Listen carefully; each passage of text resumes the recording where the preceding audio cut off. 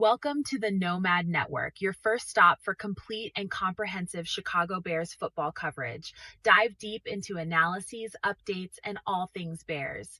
Subscribe to our YouTube channel today and never miss a beat. Thank you in advance for your support. We promise to bring you the best because together we're unstoppable. Go Bears!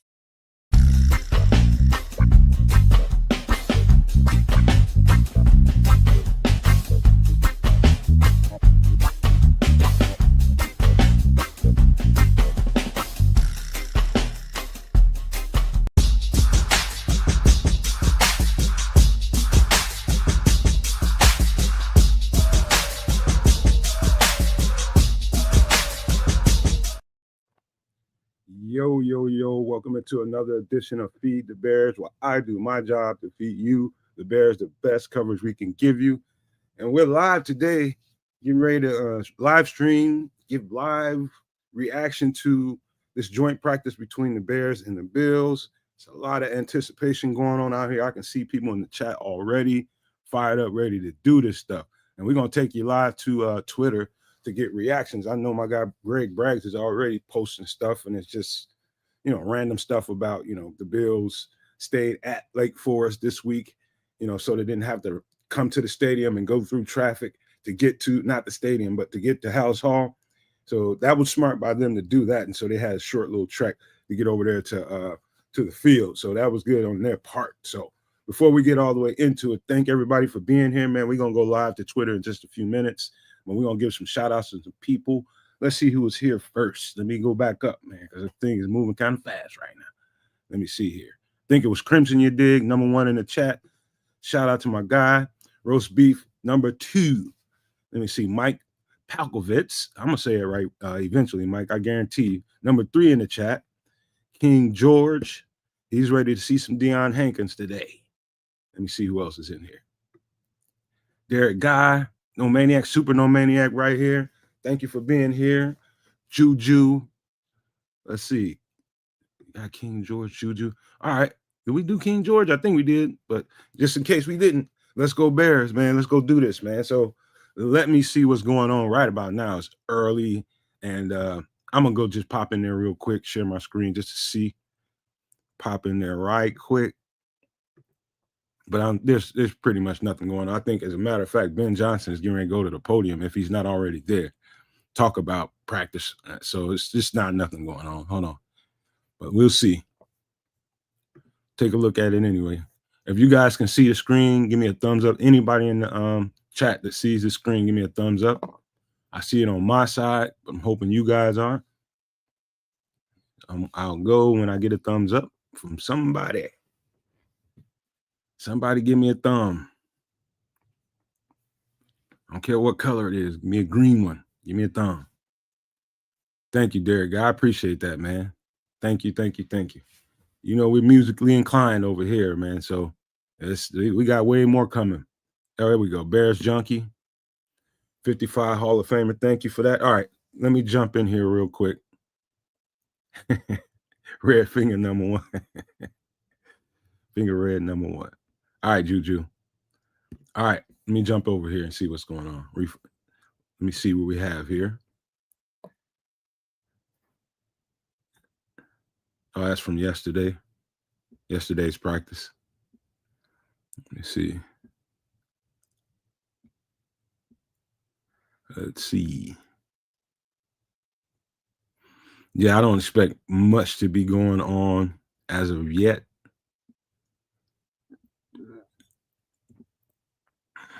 Let me see. Yeah, it's not much going on.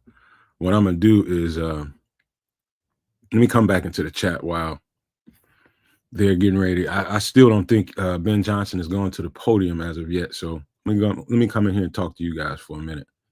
All right, so I got to get that off the screen. I can't have that.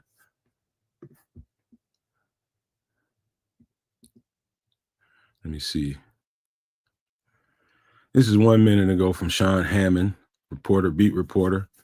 Bears coach Ben Johnson says Caleb Williams is underneath the 70% completion goal so far during training camp. Johnson said he doesn't have the exact number, but he knows it's below the mark.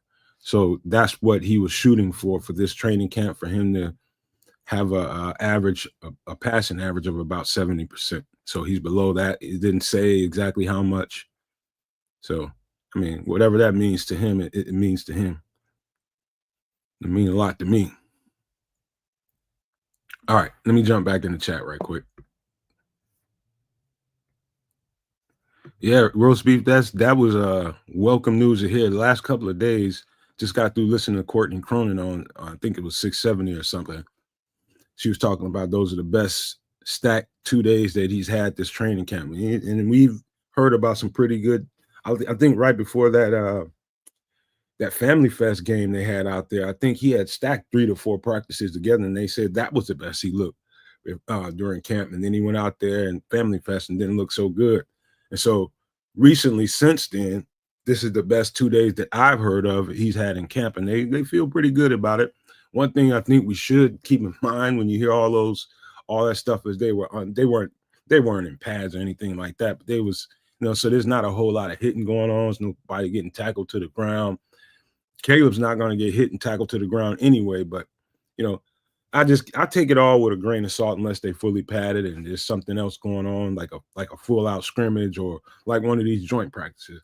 If he performs well today and stacks another day onto that, with this joint practice, I'm going to feel a whole lot better going into this preseason game. I'm going to feel a whole lot better because I'm starting to hear that he's starting to get the operational part of it, starting to get a little bit cleaned up. They're still, dealing with procedural stuff, but hearing that he's starting to get his, the pre-snap stuff a little cleaned up, that's a good start right there. Shout out to Leo Factor, just busted up in here. Mike Palkovich says these joint practices are very beneficial. I wish we had one every preseason game. Yeah, man, it's when you're going through a camp, you'll get to a point where you know exactly what's coming. They might throw a couple of wrinkles in there from day to day that might get you catch you by surprise a little bit, but mostly you're looking at the same stuff all the time. And then next thing you know, you got a scrimmage against some dudes that you ain't seen before, and you got a brief look at whatever they do on tape, and you're pretty well certain that they're not going to do stuff exactly the same as they showed on tape last year. People's teams' offenses evolve every single year. That's just a smart way to do it. You can't keep running out there doing the same things. But what's important is they get to see other bodies, other guys with different techniques along the front in the trenches. It's real good work for any team that's getting ready for a season. This might be, I just say, this will probably be a lot better work, good or bad, than the Dolphins. This is a much better football team right here. Much better. Shout out to Dodgy34. All right, let me see here. Just run back to Twitter real quick just to see what's going on. See what we got.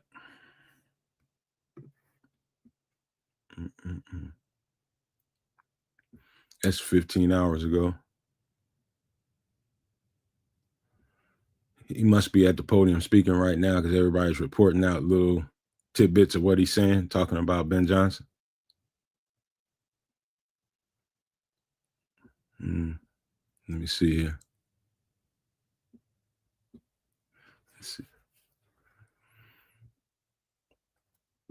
Let me see here.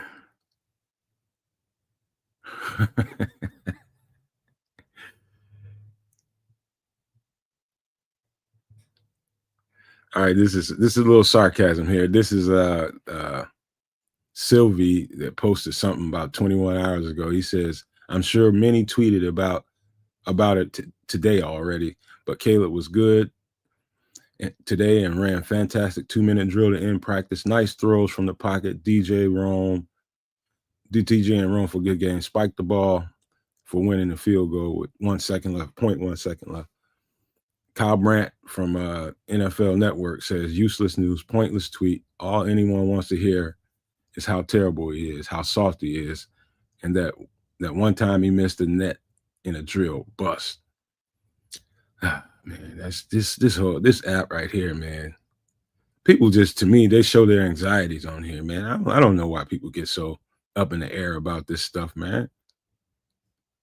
I don't know. But I'm gonna get back in the chat while we're still waiting. Jump back in the chat and talk about this whole left tackle thing. So, as you probably heard by now, recently Theo Benedet, for the last couple 2-3 days, has gotten first team reps on the left tackle side, and that's gotten everybody. I heard that guy Waddle on.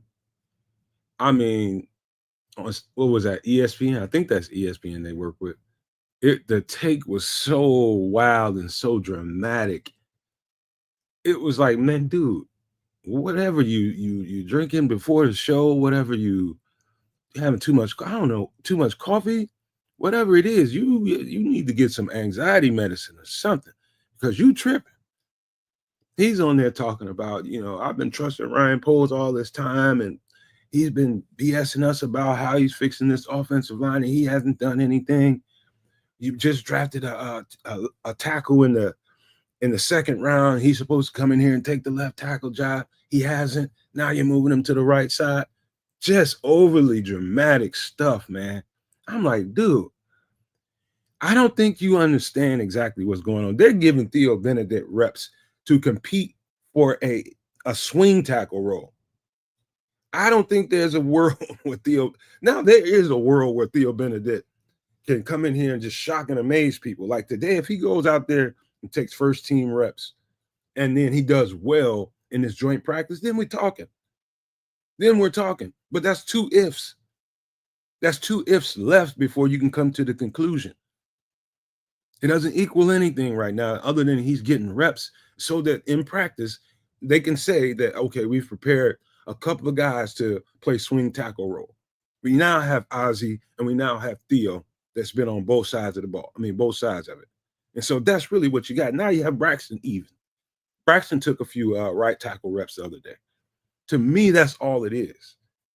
And it just, I mean, I'm sorry, y'all, but that's irritating when I hear stuff like that. We jump to such broad conclusions. Ain't nothing happened yet.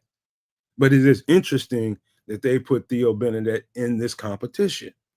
They must be liking what they're seeing. That's just my thoughts about it. And I don't think you should carry it any further than that. Let's see what happens today. Let's see who lines up with the ones. Let's see how many reps they give these guys and what it looks like. That's all we can do, man. All this jumping to broad conclusion about how bad Poles is, man. Let's wait and see, man. Just wait, says Waddle's a punk. I can't stand him. It wasn't Waddle, it was Sylvie on this one. It was Sylvie. Rose B says, at least we have one position on the O-line not to worry about. Usually we have to worry about the whole line. Yeah, man, that's good news to me. That it's just one position that's a little unsettled, and that's just the only way to look at it, in my opinion. He said, Cloud Chasers Radio says, nah, Ben Johnson said Theo has a chance in his presser today. No, okay. If that's what he says, I believe it. I believe it. Until he said it, I wouldn't have believed it. But I believe what you're saying, Cloud Chasers. I hear you, Just Wade. Last year we were worried about 4 spots. We're down to 1. That's progress. That's great progress. Derek Guy says, no, man, some of the Bears fans are just miserable and extremely negative all the time, even when shit is going right. They just always, I don't know. I think I'm a spiritual guy, man. I do believe in vibration, man. I think the vibration level has moved. It's gone up a tick. And I think some people, and it's a good thing for people that can rise to that vibration level. And, your vibration you're going to separate yourself if you have a higher vibration right now. The people that are beneath that vibration are going to be they're going to be very noticeable. Very noticeable. Like what you just said there, guy, you can just tell the people that can't meet that frequency. They stick out like a sore thumb to me, constantly being negative, constantly being pessimistic, looking for it all the time. That's exactly what we have in the fan base for a lot of it. Now, I wouldn't say the majority of it because you can't look at social media and say, okay, this is who the Bears fan base is. I think we have some very positive people in our fan base, and a lot of them. It's just I don't know why negativity gets all the popularity, but blame me for that today because I just highlighted it. Blame me for that. Let me see. Mike Palkovich says also a good chance to scout players for trades, future releases to add to our squad. That's another great point. That's why I'm gonna be watching the hell out of preseason action today, man, because there's some guys on those middle to lower tier of those rosters that they may not be able to keep them, and we can get our team better after that. So I'm gonna be on that like it's my damn job all this weekend just to see who's out there. I've seen some good stuff already. It's some running backs that like I'm keeping a particular eye on the Seattle Seahawks. Their running back room is, it's a let's just say medium to high chance a really good running back might not make that team. I'll just say that a pretty good running back may not make that team. It's just about who can get to him first, really. And we're not. I don't know that there might be some teams in front of us on the waiver wire priority that can get to him, but we'll see. We'll just see. You're right about that. Negativity sells, man. I did check out the 1920 football drive. I was what stuck out to me was the defense and how intense those guys were, and how that was really noticeable yesterday. About I think that defense is going to be buzzing. You remember on some of the shorts I've said that I don't think Dennis Allen has had a defense this talented. I don't think he's had one this talented. I believe right now as we speak, this defense as currently constructed is twice as good as his defense he had in, let's just say that, maybe a few years ago, maybe about 5 years ago, they had a pretty stout defense. It might be comparable to the pieces he has on this roster, but I'd argue that I think this defense is the most talented he's had. And I think it's going to buzz. I mean, when I say buzz, this defense is going to get after people. And I told you guys it's going to be the difference between the energy and the tempo, the aggressiveness of the defense is going to be so stark in comparison to what we had with Matt Eberflus. Even though it's the same defense, the concepts and the rules to it are completely different. There is like, it's almost like you have, it's hard to describe it, man, but the aggressiveness is going to be what stands out to you. How many guys you see, how many bullets you see flying from different directions to get pressure on the quarterback. I think the best way to describe it is how I've described it thus far. It's going to be the simulated pressures. It's going to make this thing different. Simulated pressures mean anybody that's coming and chasing the quarterback that's not the front four. So your Kyler Gordons of the world, your Jaquan Briskers, your Kevin Byards, your Tremaine Edmonds and your TJs, those guys are going to come after the quarterback way more often. In fact, I'm gonna bet. I'll make a bet with anybody that wants to make a bet right now. By the time we get to the bye week, it won't be an edge rusher or two that leads this team in sacks. It's going to be the DBs. It's going to be the safeties. Those guys are going to get majority of the sacks early on in the season. You watch and see what I tell you. You watch and see what I tell you. And so it doesn't matter to me who gets to the quarterback and actually makes the sack. It's the fact that we can apply pressure. So it doesn't matter, how good Montez Sweat is playing, how good Dio Odingbo is playing. You might not see the results you're looking for in a stat box. You might not, because those other guys are going to be getting them. And so that just goes to show you people want to, throw weight to how good an edge rusher is or not by how many sacks he has. It's totally ridiculous, man. I'm just being honest with you. Leo Factor says Kevin Warren talk on 1920 was weird. I didn't understand it. He was just trying to be motivational about, just never stop. Don't stop believing. Don't give up. Right when you're about to give up, that's when he's talking about somebody that sent like 450 tracks to Kendrick Lamar. And, if he'd have stopped at 449, he'd have never made the breakthrough that he made. So it was just a motivational speech to give them, hey, man, just keep cracking. Just keep, chipping at that rock and you'll get to what you're trying to get at. Let me see. What up, Smitty Q? Alan Kennedy. Shout out to Alan Kennedy, man. Just busted up in here. Yeah, roast beef. It did come off a little weird. Like, what do we need Kevin Warren giving a speech for? A motivational speech. That was just me. But what he was saying, I understood what he was trying to say. All right, let me tap in on Twitter, man. See what's going on. See what they doing. I love dog videos, by the way. It's one of my weaknesses. They're just showing highlights. Let's see.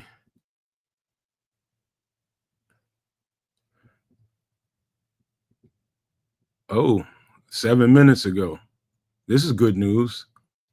Hashtag Bears. Brad Biggs is reporting that second-round pick Shamar Turner ankle is on the practice field this morning for the first time since the opening practice of camp. We will see what the DT does today. A good sign. This is my first time even hearing somebody seeing him on the field. Will they throw him in this joint practice already? Has he just been in the background working?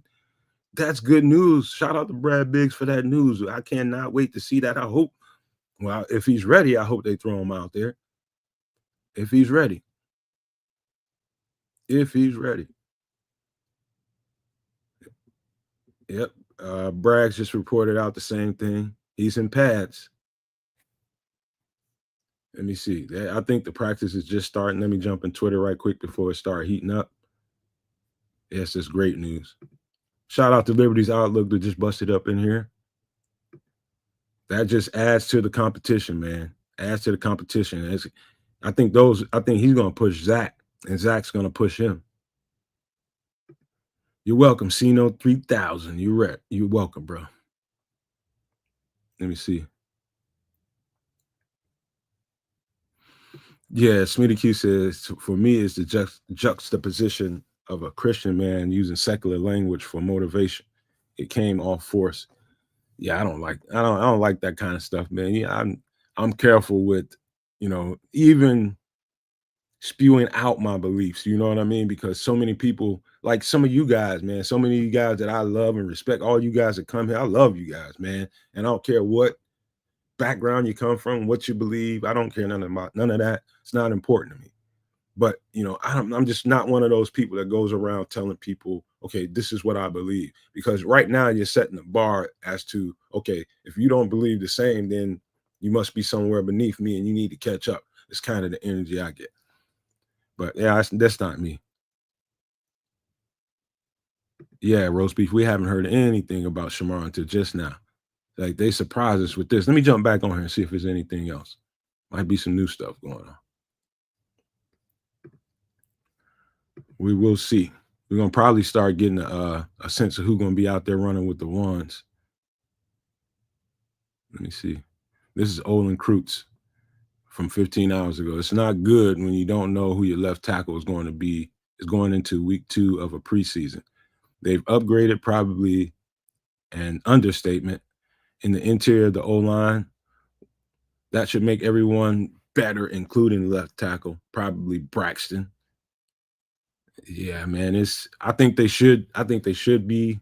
I'll tell you something else, man. Something I don't know that the situation is calling for this, but if they start getting any more unsure than they are right now at left tackle, it's something I mentioned at the very start of the preseason, man. And every time I mentioned it when we were doing shows, people were grumbling, just getting angry at me, man, because I mentioned like the best tackle you have on the team, period, is Darnell Wright. And we know that he can play the left side because he did it at Tennessee very well. He just got moved to the right side because somebody got hurt, but he would have ended up being a left tackle for all 3 or 4 years he was there. But he is the best tackle you have on the team. So if you got any question marks, you still got a couple of weeks. You know what you have in Ozzie Trapil. You know he can play the right side. And so it's one of those options. I know everybody doesn't want to hear that. I can imagine somebody in the chat right now. Let me see. Shout out to Joe Lavea. Let me see. Yes, Drew. Yeah, Jess Wade says Drew Dahlman looked really good in the 1920 vid. Handled Grady very well. I think they were just thudding in those one-on-one reps. They wasn't really trying to finish the whole thing off, but he did look good. I agree with that. It's me. He keeps talking about cussing on Hard Knocks. Shout out to Bear Truth 9. Cino says they got to live with the results and just draft one, talking about left tackle. All right, let me jump back in here. See what we got going on. What do we know? Let me just scroll down a little bit further than Olin's tweet. This is 14 minutes ago. Ben Johnson, this is Nick Moriano. He says, Ben Johnson on Ozzie Trapilo and how he has performed in practice playing the right tackle position. Ben Johnson said, there's no doubt that Trapilo has looked more comfortable at playing right tackle. I'm going to repeat that. Ben Johnson on Ozzie Trapilo and how he has performed in practice playing at the right tackle position. Johnson said, quote, there is no doubt that Ozzie Trapilo has looked more comfortable playing right tackle. So that's obvious to me that, okay, we're pushing him to the point where he's uncomfortable on the left side. The left side technique isn't flowing as well as his right side technique that he's been getting used to for the past few years. And they decided, which is smart to me, they decided, let's not push this any further than it has to go. Let's just move him back to where he's more natural. We'll just have some depth on that side. That's why I think that quote within itself tells me why we're seeing everything we're seeing. Because they thought that they had a guy that they can feel comfortable with playing on the left side. Even if Braxton Jones ends up with the starting job, who do you feel comfortable with as his backup over there? Who do you feel like if Braxton Jones goes out of the game can be a stalwart on the left side? They feel like Ozzie Trapilo's a little uncomfortable there. They're starting to see the uncomfortability in him. And so they moved him back to where he's natural. That's why you're seeing Theo Benedet. They're trying to see if they can stretch him that far. He didn't look so good in the preseason game at points, but you can't really judge what somebody can be by one preseason game. And so they decided, you know what, we felt good enough about it. Let's give him some more. Let's give him some higher caliber reps in this practice this week, and let's see how he takes to him. And it sounds good so far. But that's, to me, what Nick just posted and what Ben Johnson says explains everything to me when it comes to Theo Benedet. That's why. It's because they're seeing some uncomfortability in Ozzie Trapilo on the left side, so we better start trying something else. To me, that explains everything. Let me see. This is Harrison Graham, tweeted 10 minutes ago. Ben Johnson has a ton of questions about the left tackle competition. He made it clear that until someone takes the job, the competition will continue. He confirmed that Theo Benedet is right in the middle of the competition. It's a lot of. We're about to see some stuff here. We're about to see some stuff. Let me refresh here, see if there's anything going on before I jump back in the chat. Let me see.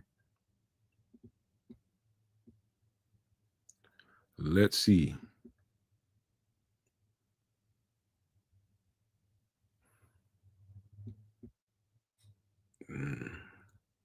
Hold on. Let me search Chicago Bears and get that in my algorithm. Here we go.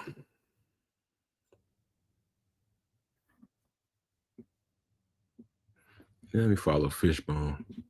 Kevin Fishbane. I call him Fishbone. See what he got. He's been tweeting out some pretty good stuff. Cole, hey man, Colston Loveman, he looks so fucking awkward up there, but they was enjoying him. Singing, who was that? I forget the name of that guy that sung that song. I don't want to relive it.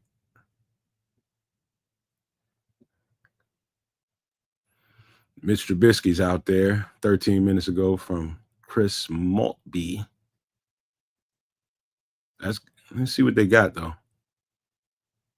Oh, this is oh, you see this? I heard about this. Let's look at that.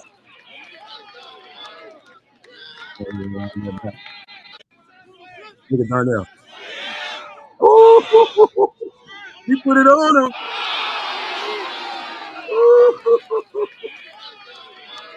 Damn. He put it on my head. Look at Joe Tooney. Put it on Grady.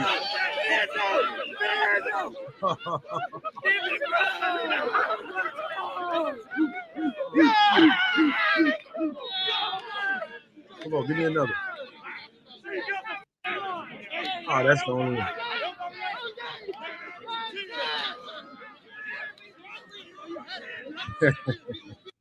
That was cool right there.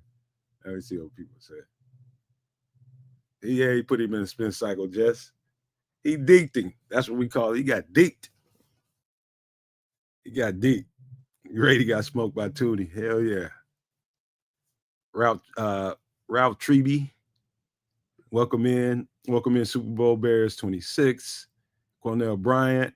Mario, you right, man. That was the singer that sung that song. You're right. All right, let me jump back in here and see what else we got. Everybody do me a favor, hit the like button if you don't mind. Anybody that's outside the show and wants to come in here and chat on what we're seeing out here, just hit the subscribe button. It's absolutely free. It won't cost you a dime. It just helps us, get to where we want to get to. That's all it is. All right, let's see. I probably need to hit a refresh. They're showing all these highlights of, Kevin Warren. I don't want to hear that.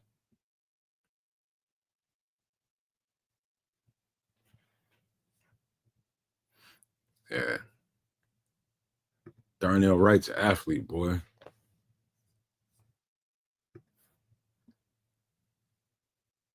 Let me see.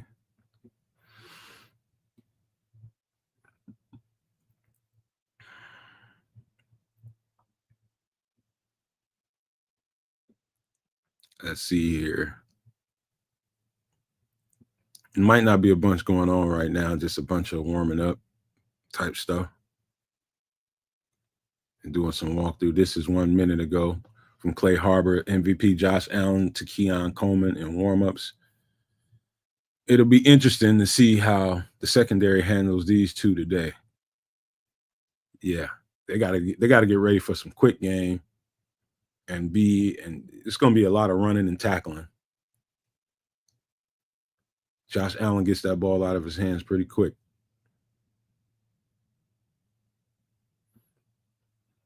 Yeah. All right, let me jump in the chat for a few minutes.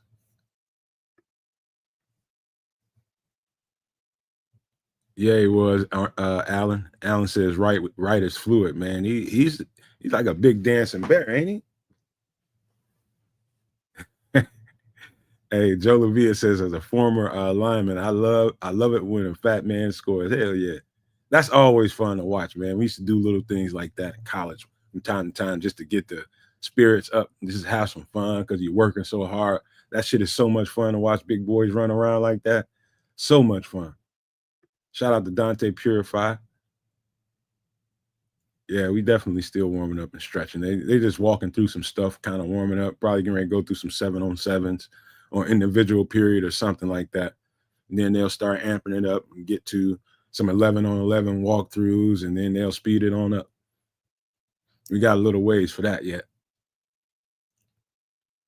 Roast Beef says, we haven't heard much about Jalen either, other than, Ben Johnson being a little bit optimistic, feeling like they are on track to be ready for game one. We'll see, man.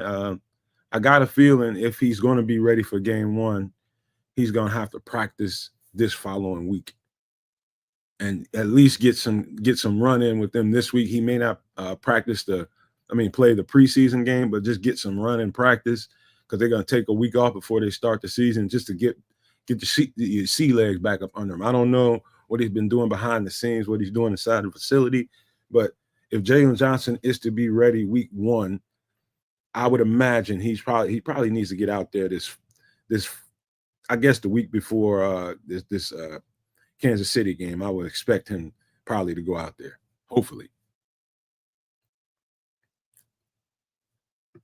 Let me see. Sino 3000 says Couch just got from doing a live interview, so both teams are getting ready now. Yep.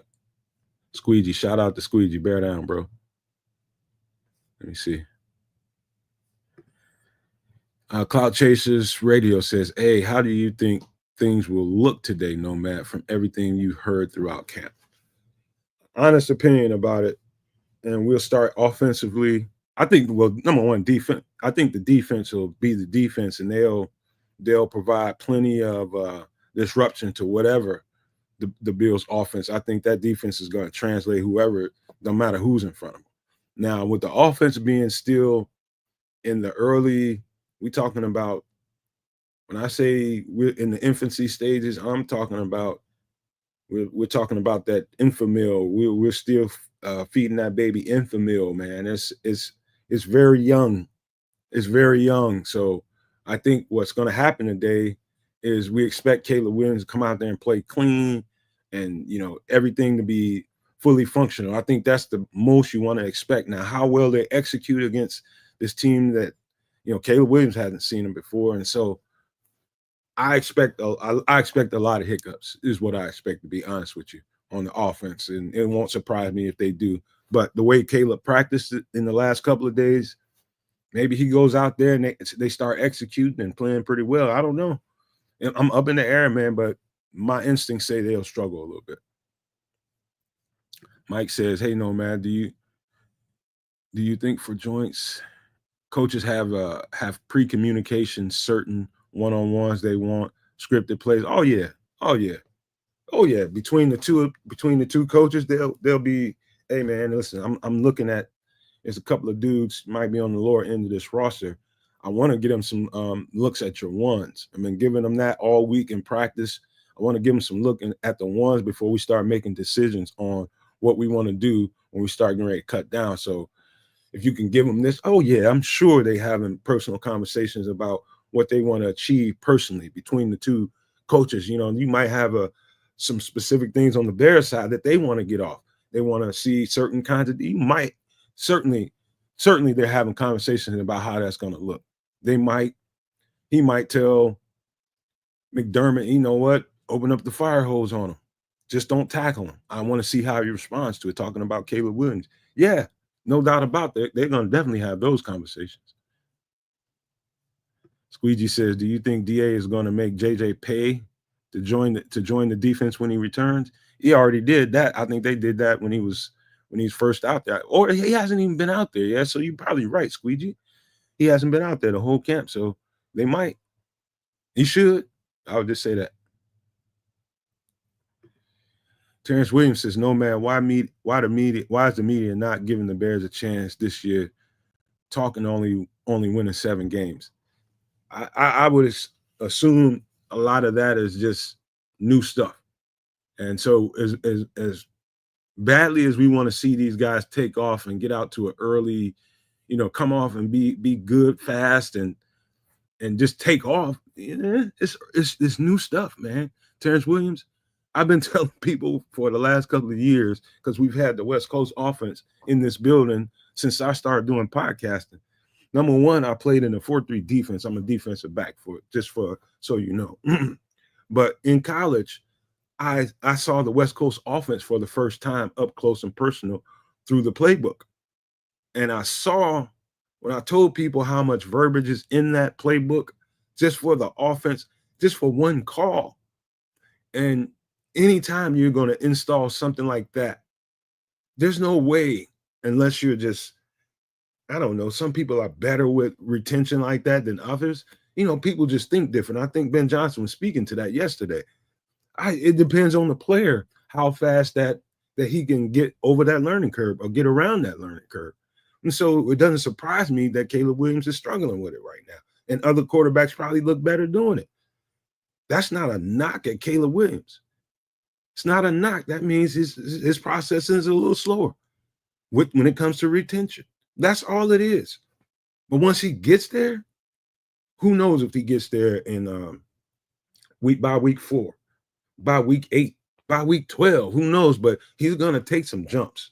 He'll go around that curve. It's about how fast he gets there. That's why you hear most of the people out there, anybody that really, really knows this stuff will tell you better not be expecting the Bears to come out smoking out of the gate with a second-year quarterback with this third offense in the last few years. You better not. I wouldn't even be surprised if they had to sit Caleb for a little bit, just to slow it down for him, watch somebody on the field play, then put him back in the game. I wouldn't be surprised, but that's just people. I wouldn't get so upset about some of those expectations. I think, as a matter of fact, we can win 9 or 10 games because I think the defense is strong enough to carry us a lot of times. And you don't have to be great at the quarterback position sometimes. And so that's what I'm thinking. 7 games is, And I think we can do better than that. I would just say that. Shout out to Rod D that just busted up in here. Let me see. Yes, this will be a nice test. Yes, roast beef. It takes a lot of time. I'm telling you, you I'm gonna try to remind myself maybe on the next podcast to try to download a general West Coast offense playbook. I'm talking about graphics. I'm talking about some of the images from the plays. I'm talking about some of the verbiage. I'm just going to show you guys so you guys can know exactly what they're up against. I think that's the best way to know. But let me jump into the chat. I mean, into Twitter. Let's see what we got. Come on now.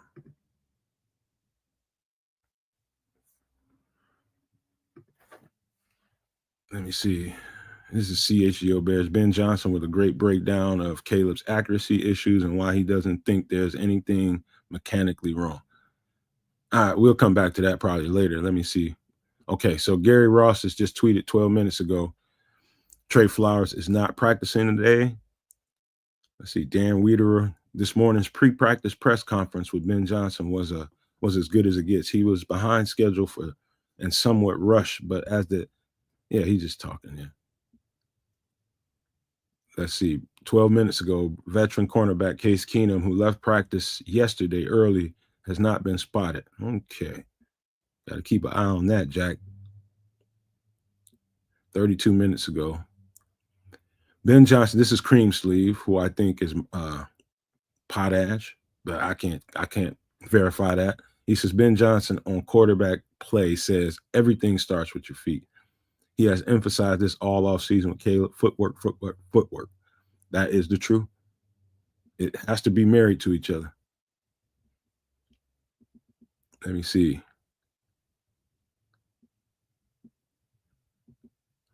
All right, 3 minutes ago, this is from Nick Moriano. Shout out to Nick Moriano. Bears first team offense is doing walkthroughs right now. Braxton is in at left tackle. That's what I thought it was going to be, you guys. Exactly what I thought it was going to be. Theo Benedet is in at left tackle with the second team offense, and Ozzie Trapillo is at right tackle with the second team, I think he meant. It's exactly what I thought it was, you guys. Exactly what I thought. I think that we're probably going to start the season at least with Braxton Jones as a starter. It's exactly what I thought it was. Simone Biles is in the house per Braggs. I'll jump in there right quick because I know people are going to have some conversations about that. Fishbone, he says rookie Shamar Turner suited up for practice for the first time. Heard that. Yeah. Let me see. All right, let me jump in the chat right quick because I think it's getting ready to start heating up a little bit. DWC Productions. I mean, what is he talking about? Bills, their guy says he thinks the cornerbacks will dominate the Bills receivers. I wonder who's going to be out there. I think we're missing Terrell Smith, and I think we're missing Kyler. We're missing Jalen.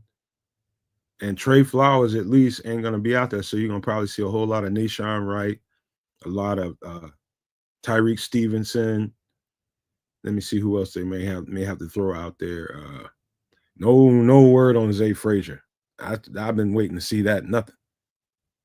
Yeah, Cloud Chasers. He says, "Yep, it's always been Braxton jobs to lose." I mean, you gotta at the end of the day, when you're going into a season, you probably have to lean into that experience. You know what you got in Braxton Jones. You already know what you have. Rod D says, "I hope Caleb does be like Bryce Young last season, starts bad and then gets benched, and it helped him. Sometimes that's what it takes. It depends on the player. It really does. You just got to know your player." He said, "You call her though, no man. Hey man, I'm not gonna pat myself on the back about it." Let me see. Ron C says there's nothing wrong with Ozzie being the swing tackle for 1 year. Nothing at all. I love the depth. I love it. I love it. Let me see. Mike says veterans should always get top chance to start and lose. True. True. Let me jump back in here and see what else we got, because I'm sure there's some tweets getting fired out. See what we got.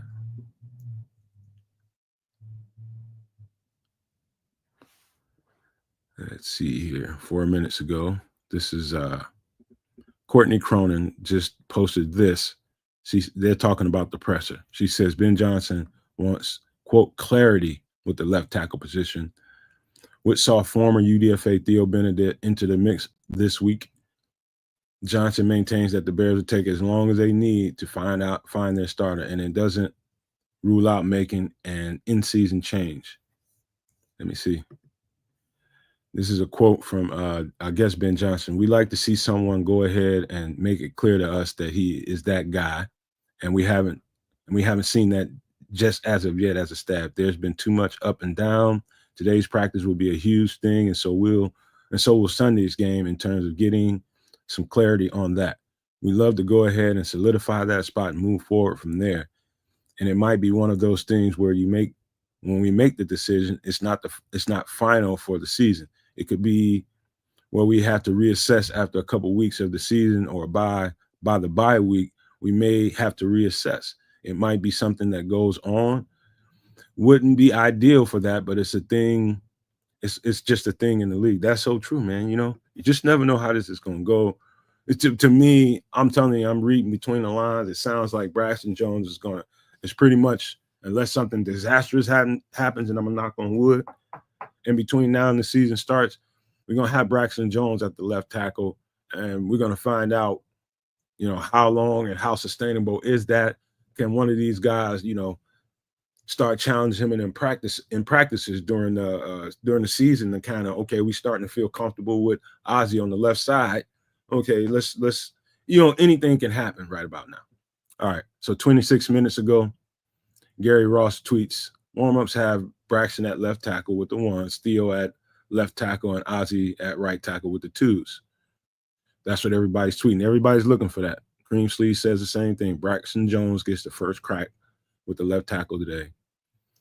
Let me see.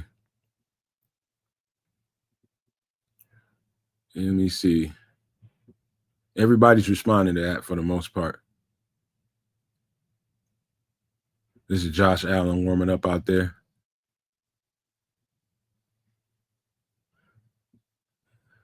Let's see here.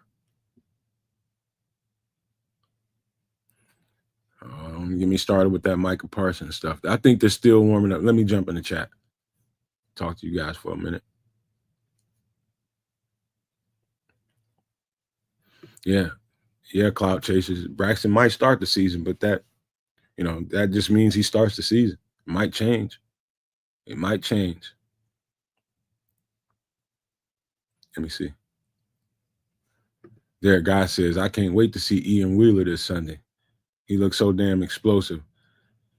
Yeah, man, that's, you know what? I'm glad you brought that up. I appreciate you for that, Derek, because with the absence of Roshan, kind of mysteriously, man, he looked fine to me after that physical practice, and all of a sudden he comes up missing. They're talking about he's got some kind of foot, but it's opened up a vacuum for the number 2 running back role.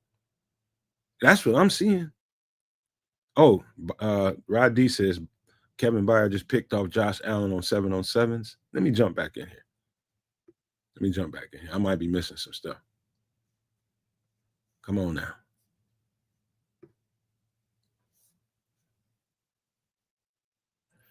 All right, so 47 seconds ago, Braggs just tweeted Caleb Williams with a handful of nice passes and 7-on-7s in joint practice versus the Bills. 2 to Rome, 2 to Alameda, 1 underneath the DJ, 1 underneath Cole Kmet.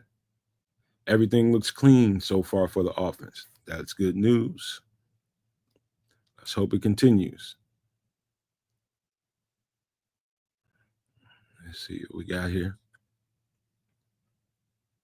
Talking about Shamar Turner.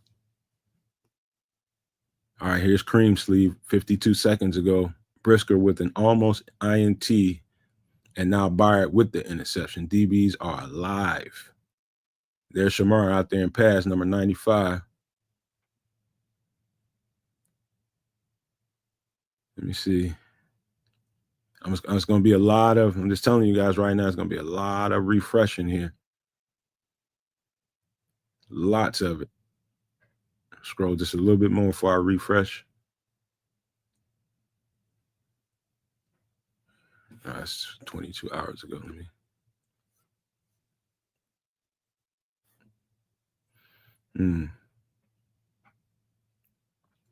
Ben Johnson, this is from Larry Mayer. This is 46 minutes ago. He says, Ben Johnson, head coach, on today's joint practice with the Bills, quote, "We've got a Super Bowl contender coming in. We're going to find out about our team." That's just the way you need to be looking at this. All right, this is 1 minute ago from Adam Hogue. Really good start to 7-on-7s for Caleb Williams. Only incompletion. Also, he probably talking about one incompletion. Also had a defensive holding penalty. Caleb continues to target Rome Odunze a lot. 15 looking outstanding. Love to hear it. 1 minute ago, this is from Alex Shapiro. Bears safety is giving Josh Allen a hard time for a stretch in 7-on-7s. Jaquan Brisker had 2 PBUs when covering Dawson Knox, that's a tight end. Then Kevin Byard got an INT while covering Dalton Kincaid, another tight end. So that's good to hear. Sean Hammond is saying, all right, I'm going to just read it just to give him his credibility. Sean Hammond is saying, in the 7-on-7 against the Bills, Caleb Williams completed back-to-back passes and to Rome Odunze over the middle. The first was a beautiful catch from Odunze, who caught it high in the air with a defender in his face. 7-on-7s. 7-on-7 is 7-on-7.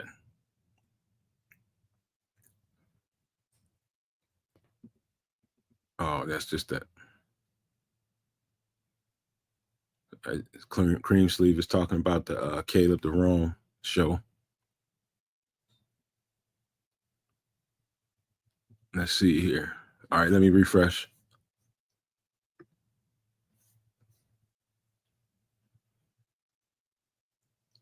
Yeah, that's pretty much the same thing. The Bears DB challenging him in 7-on-7s.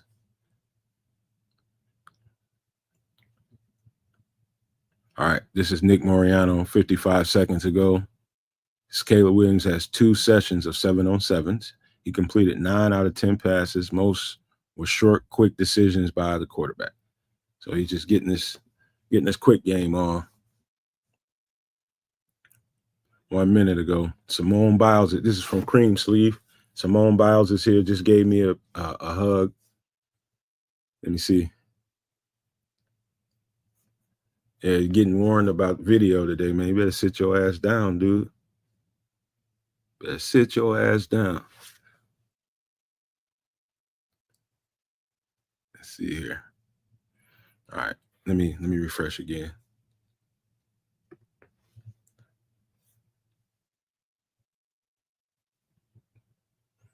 Man, I don't want to hear this. I don't want to hear this. I'm gonna repeat it, but even though this guy's got a check, it's called his account is called Grim. And I'm gonna repeat it just for the sake of saying it. Grim is posting, word on the street is Zay Frazier is retiring. Let's see if I can hear that word on the street myself. I don't give it no credibility until there's credibility. I just repeated it.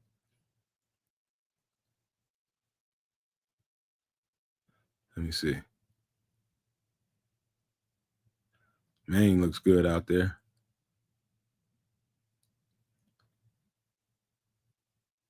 Let's see. Let me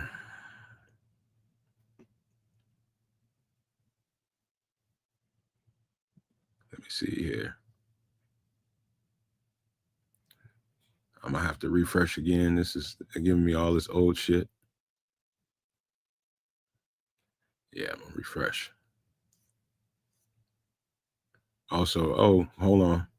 37 minutes ago, from Gary Ross, no sign of Rojo or Travis Homer this morning. That's not good.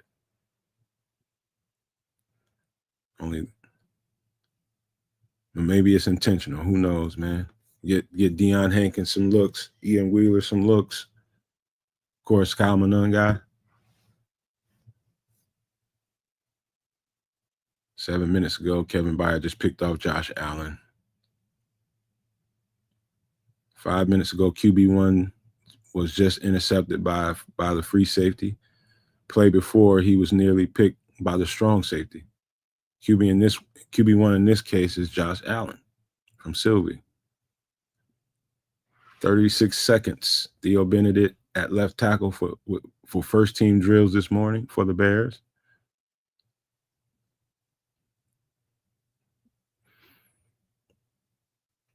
I think they're getting ready to probably take it up to 11 on 11s. That's probably the next thing you're going to hear. That's usually okay. There's Courtney Cronin. Oh, that's old. My fault. That's what you're going to be hearing next. That's usually 707 is the precursor to 11 on 11.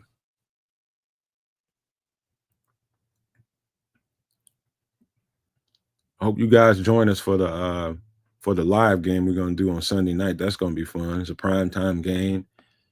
It's going to be fun. It's going to be fun watching that live, man. You're going to have the starters out there. All right, let me refresh. Nothing new. I'll jump in the chat real quick.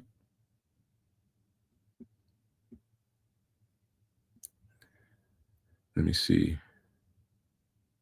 This is Jason Leisure from 30 minutes ago. Bears coach Ben Johnson says Theo Benedet, undrafted out of Canada last year, spent all season on the practice squad, is a legit contender for the starting left tackle. He says, quote, he was probably overlooked to start this competition, but the longer this thing is going on, there's a strong argument. Let me see. Not a lot new right now. You want to hear some negativity? Cairo Santos just missed 2 field goals from around 40 yards. Made some others, but don't like to see that. This is from Cream Sleeve. Okay, so 1 minute ago from Sean Hammond, Theo Benedet starts today at left tackle with the Bears starters. He's probably talking about 11 on 11s.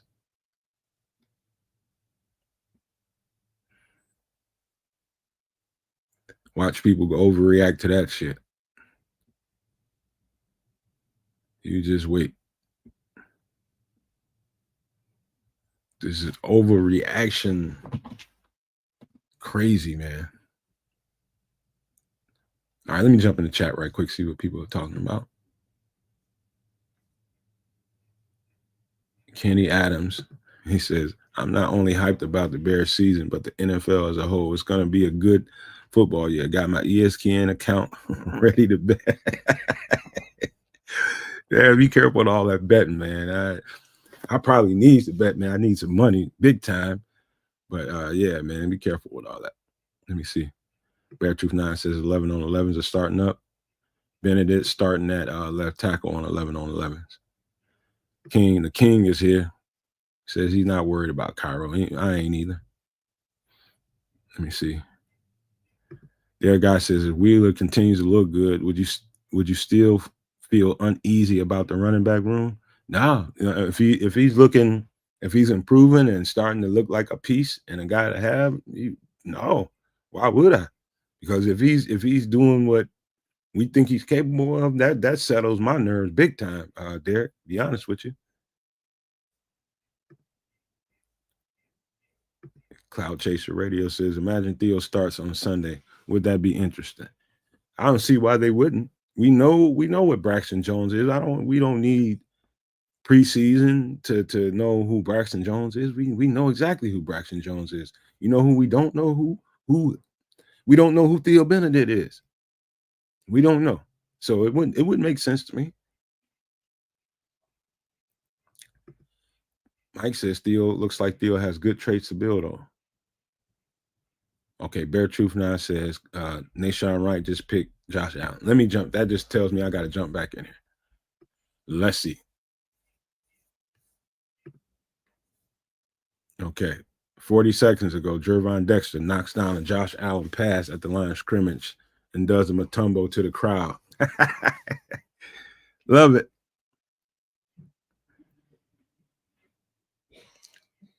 Okay, that's old.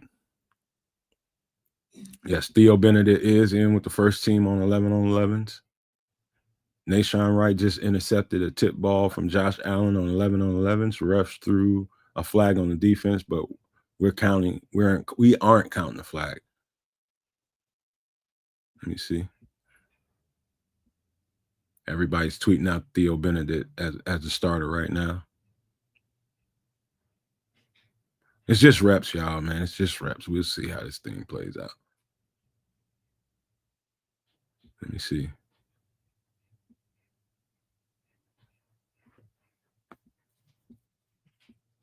Let's see here. I'm gonna scroll down a little bit further before I refresh, just in case I missed something.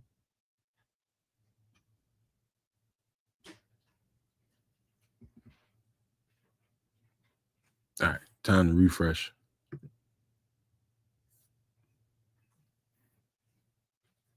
Okay, 2 minutes ago from 79th and Hallis Hall podcast. Nice. Caleb to coast and downfield connection and full team. Caleb has been sharp today. That's good to hear. Everybody's posting that. Said, but it probably would have been a delayed game. Clock was at 0 for at least 2 seconds, per Zach Pearson. So Windy City Production says Josh Allen isn't having anything easy so far in practice. These DBs are sticky in coverage. Par for the course. It's what we expect. Let's see here. Hold on.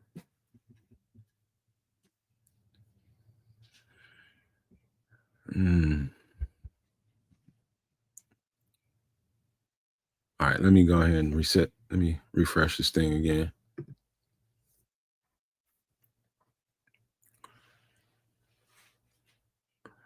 Everybody's tweeting out the coast and leveling completion. All right, this is 4 minutes ago from Gary Ross. An 11 on 11 ones, Theo at left tackle. Okay, he's giving sequence of how it played out. Theo at left tackle. The second thing that happened, fake the pitch and roll out to DJ for about 10 yards. Hand off to DJ for 1 yard. Swift up the left side for a big gain. Nashawn Wright picked off Allen off of a tip, but a PI on the Bears. Caleb overthrow out of bounds on a 10-yard out route. The Bears D-line with another tip 58 seconds ago. This is Bragg tweeting out what happened with Colston Loveland. Colston Loveland apparently got some good yardage after the catch.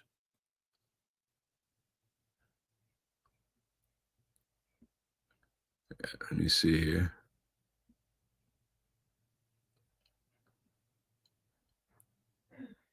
Scroll for just one more minute.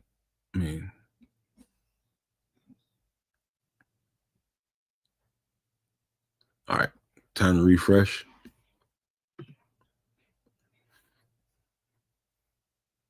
Okay, 2 minutes ago, Ruben Hippolyte gets an INT off of Mike White, a backup quarterback. That's good. Let me see. This is 8 minutes ago from Ben Devine. This week, Caleb Williams has really put it all together. And early on against the Buffalo Bills, he's looking very strong indeed. Okay.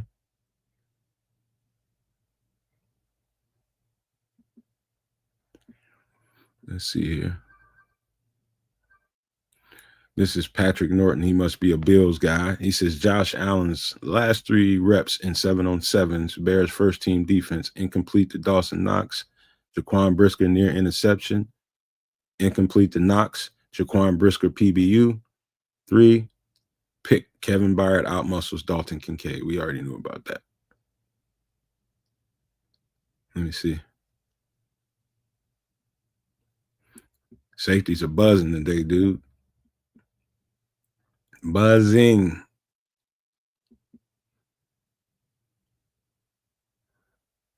All right, time for a refresh.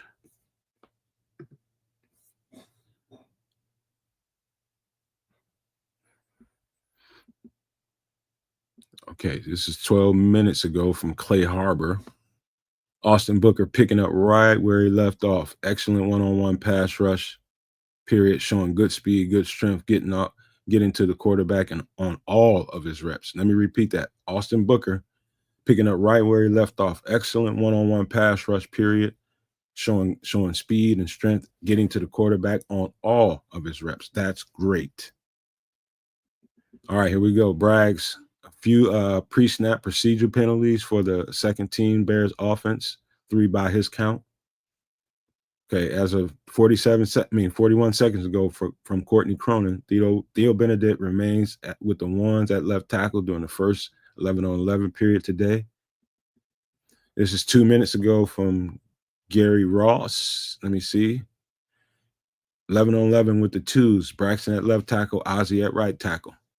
Newman is back and playing right guard. Screen to 25 for a big game, who's Kyle Manun guy. Bills 14 through interception to Hippolyte.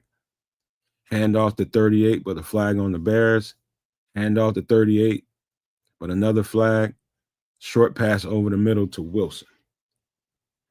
Creams, there's still no sign of Roshan Johnson out there. Let's see here. I told y'all it's going to have to be a lot of refreshing. Let me refresh it again. It's about to start intensifying. I can tell y'all that right now. It's getting ready to intensify. 38 seconds ago from Braggs.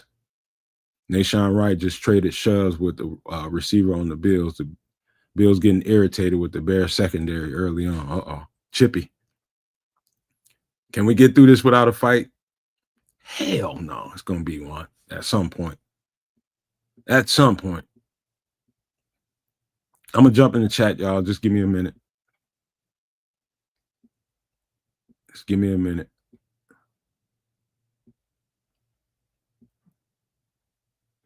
All right. I'm going to refresh one more time, then I'm going to jump in.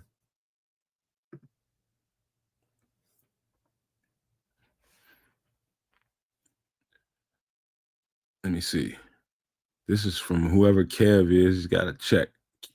3 minutes ago, Caleb just delivered a perfectly placed deep ball right in the corner of the end zone to Luther Burden. Looked like about 45 yards. Great coverage, but an even better throw and catch. See if anybody else tweets that out.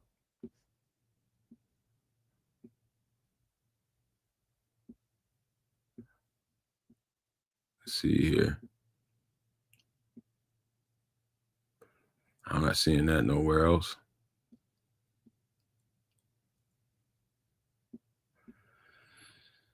All right, man. All right, let me jump in here real quick, see who's saying what. Hey, you're welcome, King, man. Do all this stuff for you all, man. Y'all more than welcome. More than welcome. Let me see. All right, let me jump back in here and refresh.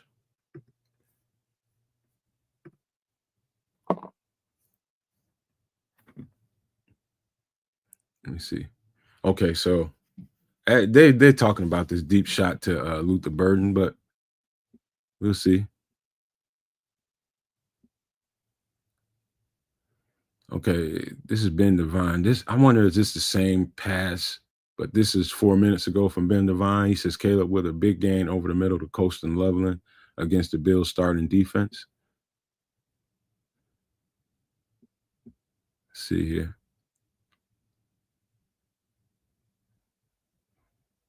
I need my updates to come a little quicker now. I need my updates, y'all. Come on, man. What we doing? Tired of refreshing.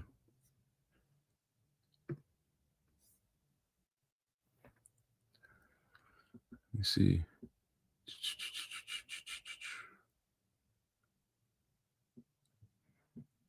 Let me see. I'm quiet because I'm looking, y'all. All right, let me put in the search what I need to put in the search. Go back there.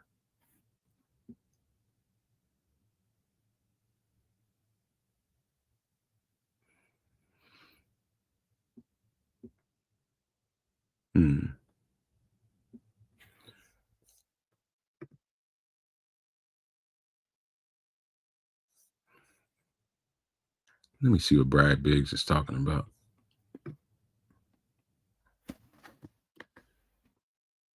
Just do that.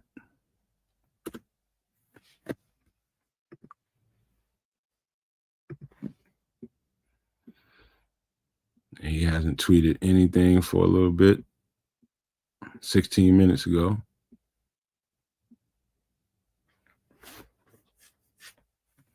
Let's see.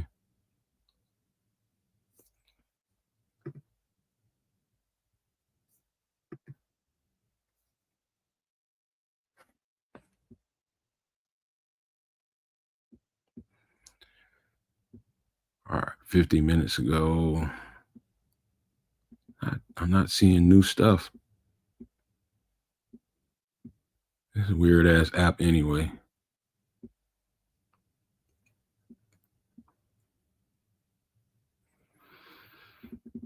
All right, something's up. Hold on. All right, this is 2 minutes ago from Steve Palazzolo, whoever he is. Luther Burden fights through pass interference for a big gain on a back shoulder throw. So that must have been something legit to that. This is 1 minute ago from Nick Moriano. Tyson Bagent connects with Luther Burden on a vertical route in the team period. PI on the play. Nice play from the Bears rookie, working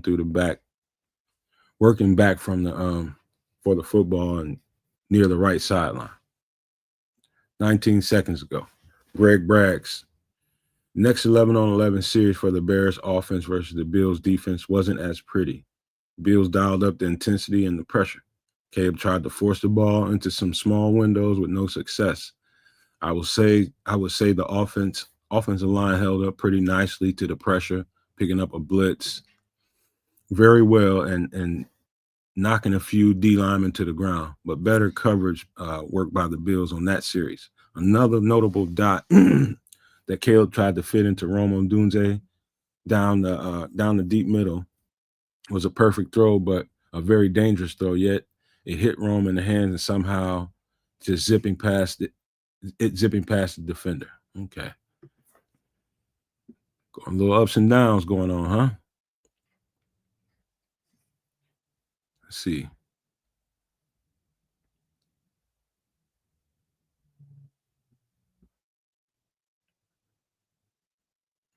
They might be at the point where they're taking a break. We'll see here.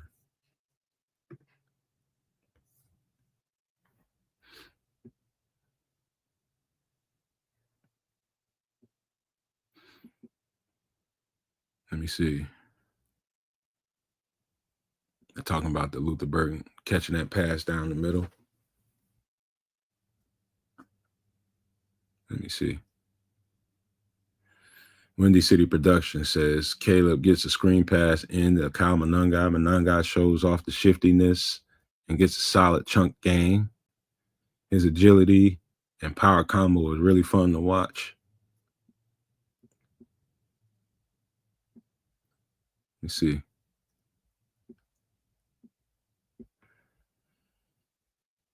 Let's see here. I haven't seen any video coming out of there. The Bears must be on their ass out there. I mean, really must be on their ass. I haven't seen a lot of video at all. All right, let me refresh. 1 minute ago from Greg Bragg's back-to-back catches from Luther Burden in 11-on-11s with the second team. First one was beautifully executed back shoulder throw. Second was over the middle as Burden tried to shake a defender and the Bills with the late hit and flag, but Burden didn't respond to it. Good, keeping his head on his shoulder.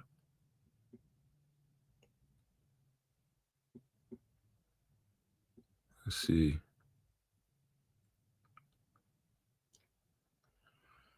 Have to go for an let me see who's in the chat. Shout out to Torian T-Dub. Where you been, my guy? Thank you, man. We appreciate that, man. He says, blessings to everyone. Bear down, touchdown, let's win. That's what I'm talking about, T. That's what I'm talking about. Appreciate you, big dog. Big time. All right, let me jump back in Twitter. Refresh again.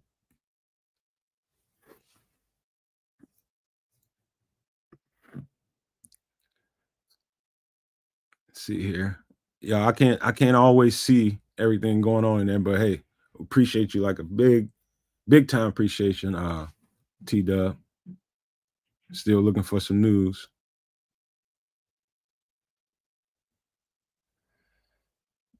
Still looking for some news.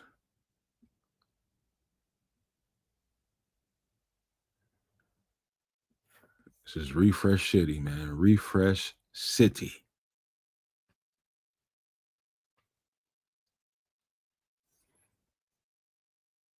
Let me see.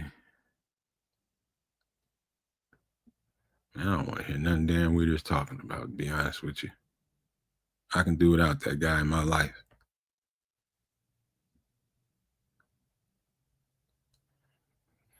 Let's see here. Come on, looking for something. You know, you guys know from last time, this happened. This is about par for the course. Last time it was seemed like about this point, that's when they start taking breaks, getting watered up or whatever. And the news kind of stopped coming out for a minute. Refresh it one more time, then I'll start feeling pretty confident about that taking a break. Let me see. All right. This is 56 seconds ago from Hogue, Adam Hogue. Caleb backs it up with a strong team period, highlighted by a big play to Colson Loveland, trending way higher than 70% today. That's like almost like a random tweet. Let me see.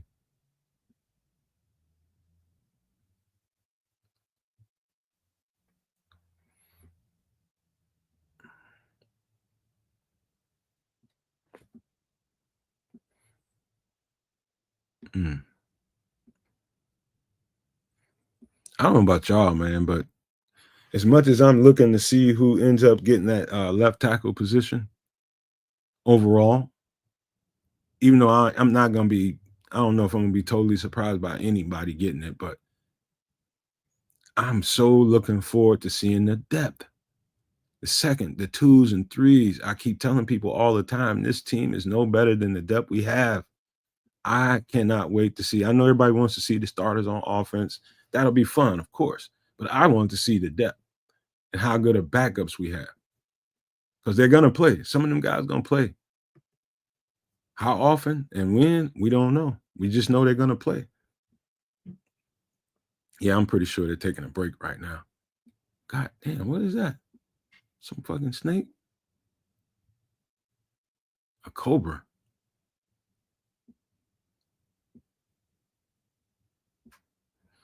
All right. This is Brad Biggs from a minute ago.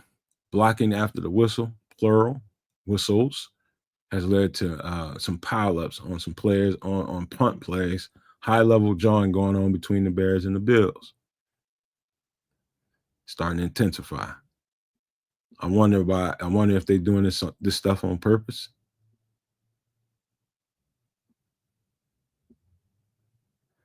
All right, here we go. Courtney Cronin, 1 minute ago. Our first series of scuffles starts on the gunner drills on special teams. That's a good place. They always going at it, man. All they do is they basically fighting all the way down the damn field. Yeah, that's a good place and likely where it will start. Likely. Let me jump in the chat right quick.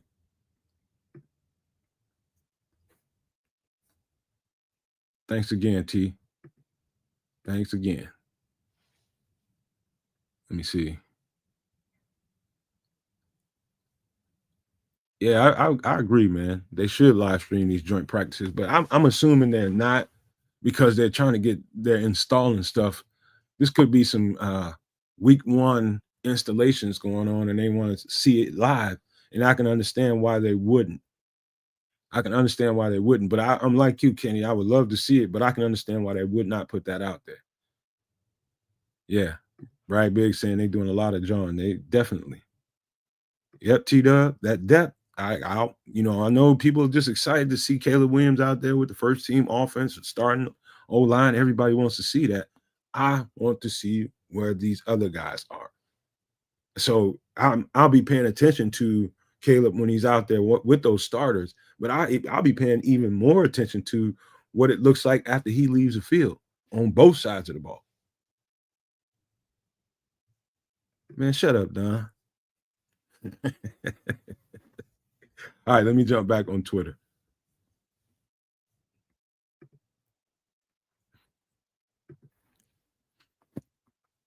Madden codes. I ain't played Madden in so long. I probably forgot how to play Madden. All right, this is Alex Shapiro. Bills and Bears joint practice getting a little spicy. In special teams drill, the Gunners. So if you don't know what the Gunner is, basically,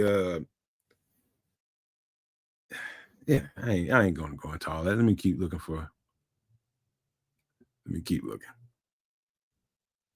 I don't know. Dog goddamn rabbit in his mouth. Let me see. 3 minutes ago from Courtney Cronin. We're at an hour. We're an hour into practice, and it feels like the Bills have matched the intensity of the Bears quicker than we saw from Miami last week. 1 minute ago, Adam Holt. Heated special teams period. Bills vicing 2-on-1, and the Gunners are leading to fireworks. Cream seed. 2 minutes ago. A few scuffles this morning, and the intensity is increasing. Rookies Luther Burden, Colston Loveland, noticeably having good days as pass catchers. Good. All right, this is 3 minutes ago from Braggs. Daniel Hardy involved in the first big fight between the Bills and the Bears. Hardy was downfield blocking on a punt drill, and the Bills player and Hardy locked up, and neither would let go. The fight ended up going to the ground with a bunch of Bills players surrounding the pile. Okay. Now we're getting somewhere. That's when you know, hey, match that intensity. You better not let them motherfuckers come up in here and out intensify you. Ever. Refresh.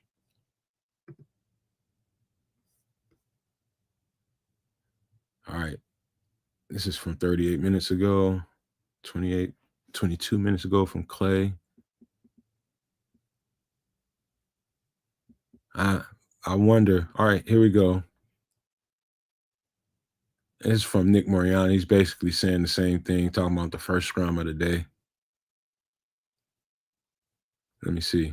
It says that the confrontation carried over towards the Bills sidelines. Then a bunch of players came together. The Bears player ended up on the ground, and both squads met towards the sidelines. That's Simone Biles out there. 2 minutes ago from Braggs, he says, too tough a catch to label a drop, in my opinion. Honestly, crazy Caleb got it even.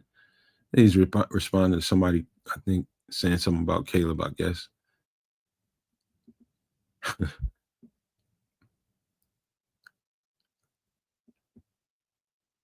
Let me look.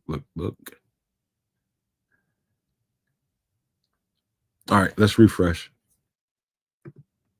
Some of y'all might be getting information faster than I am. I don't know what's wrong with my Twitter feed.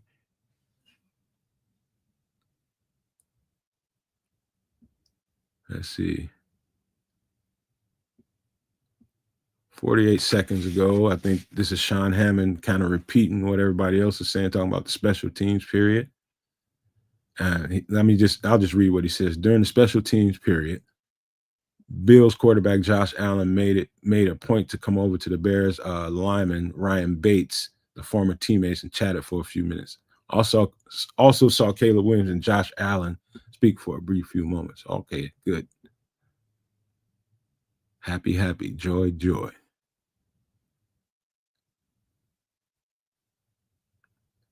All right, time to refresh this baby again.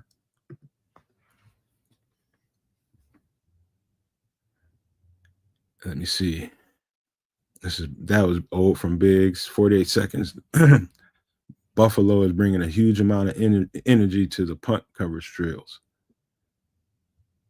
Chris Tabor is there as the you guys are familiar with him, special team guys from the Bears. He's bringing it with his special teams. Chris Tabor is saying, "Hello, how you doing? Remember me?" All right.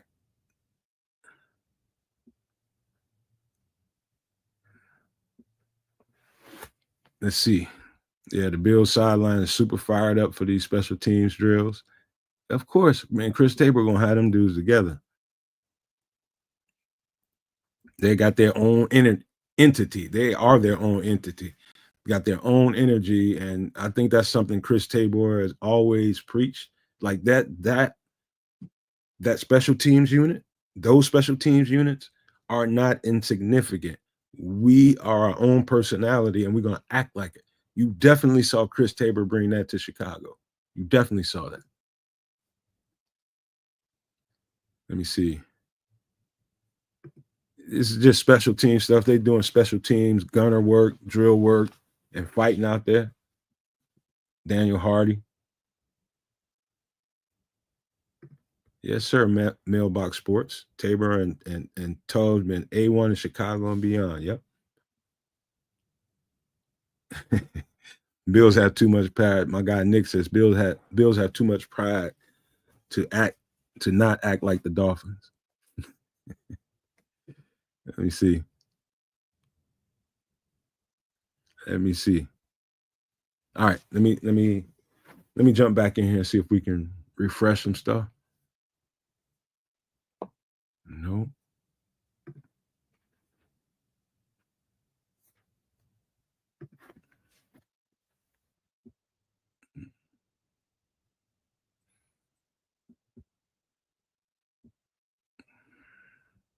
This is from Clay Harbor from 32 minutes ago. Ozzie looks comfortable at right tackle. Had a good one-on-one pass blocking period. Didn't lose a rep. Obviously, he's more comfortable over there. Not to say that this guy can't get to a place where he can start getting comfortable on the left side, but apparently this training camp ain't enough to get him there. And that's normal to me. He's just going to need more time. That's all it says to me. Let me see. There's a lot of old stuff. This is 2 minutes ago. Braxton starting at left tackle at the red zone period. That tells me all kinds of stuff. That they just trying to get Theo Benedet some high caliber reps with ones, but when it comes down to getting the money down, the money area, they put Braxton Jones on the field. That tells me a lot. You keep them in there for other parts of the process, but then you take them out when it comes to getting the money in the red zone. That's per Sean Hammond 2 minutes ago. 1 minute ago, Braxton Jones in at left tackle with the ones for red zone. Everybody's posting that. Okay.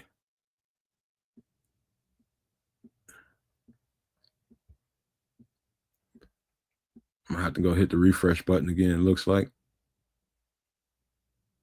Hit it. Hit it. Yeah, it's a cute pup.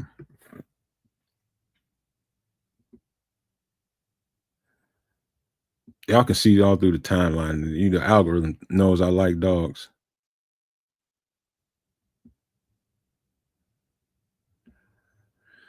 Let me see. So this is from a Bills reporter. I don't know how he's keeping track of all this. I guess points scored and field goals. Bears winning joint practice 17-7. Okay, I'll take it. I'll take it.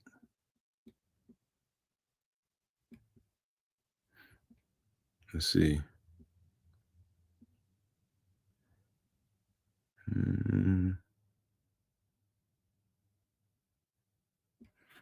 Time to refresh again.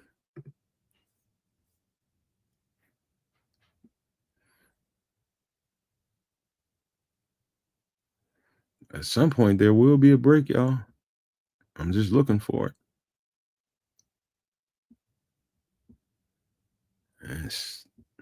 As soon as I say it's starting to look like they're in a break, here comes somebody firing off another tweet. All right, refresh again.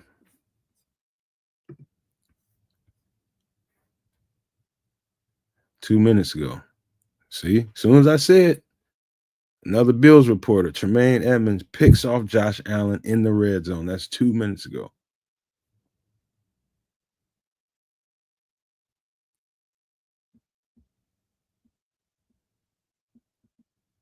Let's see.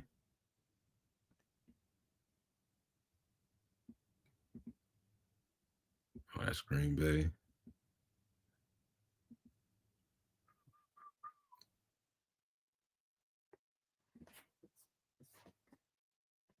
Hold on, let me wet my whistle right quick.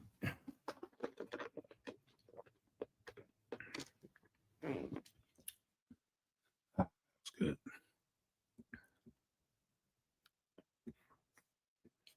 All right. I don't know. So far, it sounds like the Bears doing their damn thing out there. Overall, so far. So freaking far. All right, I'm almost certain. I'm not saying it again. I'm not gonna say it again. Y'all y'all gotta stop me. Y'all gotta stop me. Cause as soon as I say it, it'll be another tweet.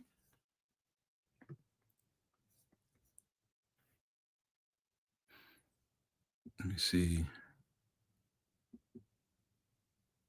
All right, I'm about to jump in the chat for a second because I'm not seeing nothing. Yeah, football players do need water every now and again. All right, let me jump in there. See who's saying what. Book said he was looking for Weeder yesterday. Hey, King, I love you, man. So I'm glad you didn't find him, man. You might have actually been tempted to jack his ass up, man. I'm glad you didn't find his ass. I'm glad you didn't find him. T-Dub says, pick. Talking about that main pick, Tremaine. Let me see. Cloud Chaser says he can't wait to see next week's episode of Hard Knocks. Yeah, it might not be such a good one. Might not be. All right, give me 1 second. I'm gonna go mute for 1 minute, and as soon as I get back, we're gonna go right back to Twitter and see what's going on. Give me like 30 seconds.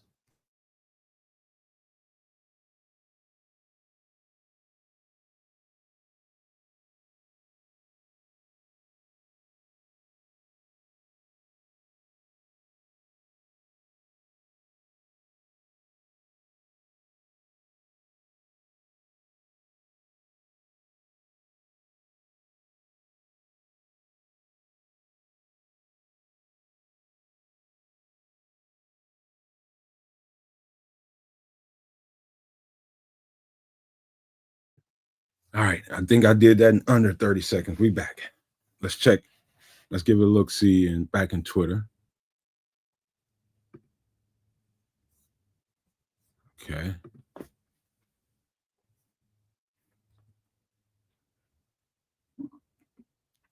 Two minutes ago from Bragg's.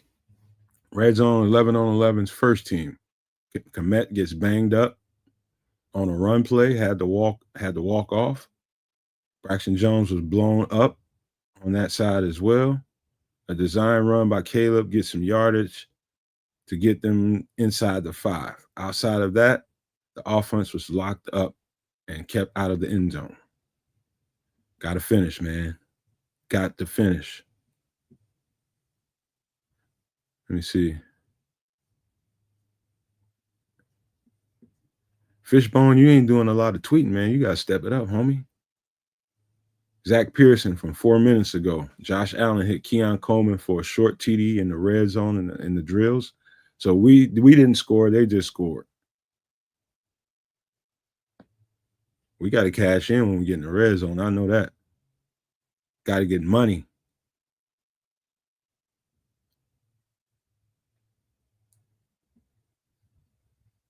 Let me see.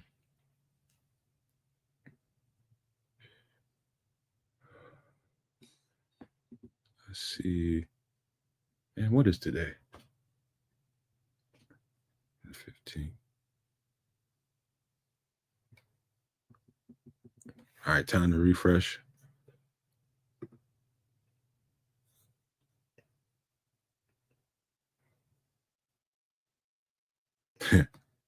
'79th and Alice Hall, squabble alert. The Bills jumped Daniel Hardy. That's from 18 minutes ago.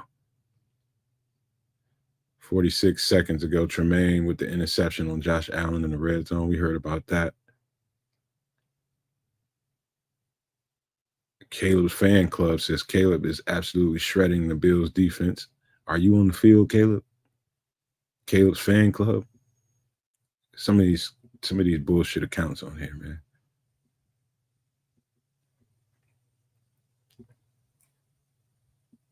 Let's see here.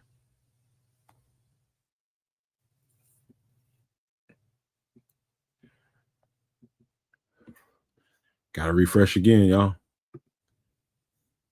That's the way the ball bounces, G.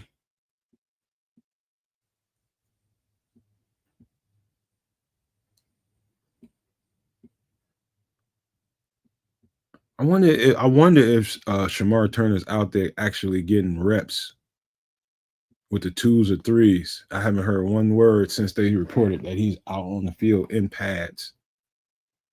I'm curious to hear about. Anybody else hear anything? Let me jump in the chat right quick. Anybody heard anything about him being on the field at all? Talking about Shamar Turner? Let me see.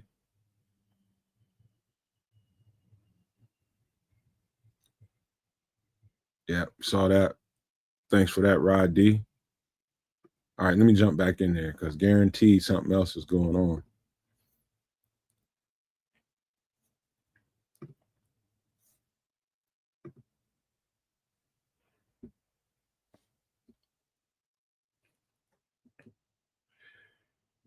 Let me see. This is from Chris Maltby.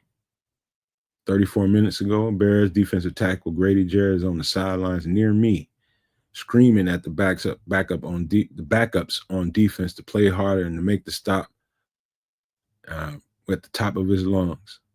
You got to have that. You got to have that. We got to have that.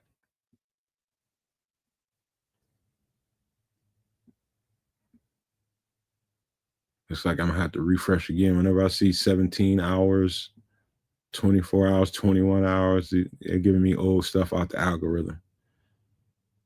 Yeah, let me go ahead and refresh. 35 seconds ago. First team Bears offense really struggling to get a touchdown in the red zone, 11 on 11. Caleb Williams fits it in the Colston Loveland between 3 defenders at the goal line, but Colston gets popped and the ball is dropped.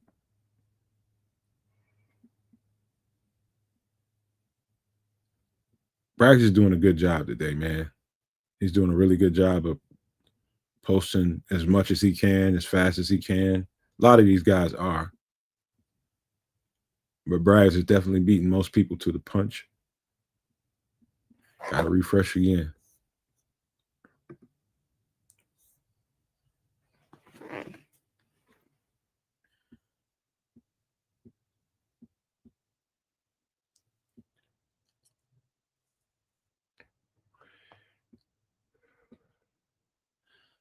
Let's see here.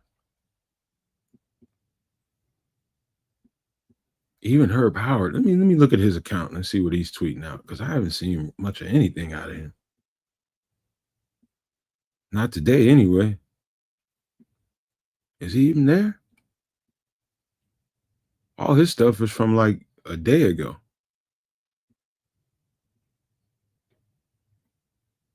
Yeah, Herb ain't doing nothing right now.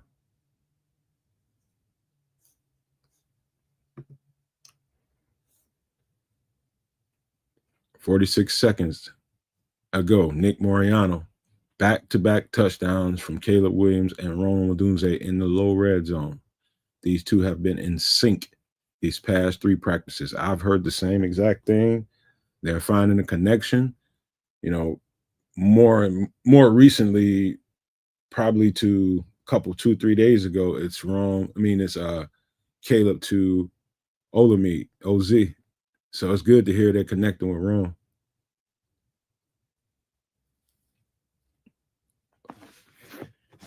You see here.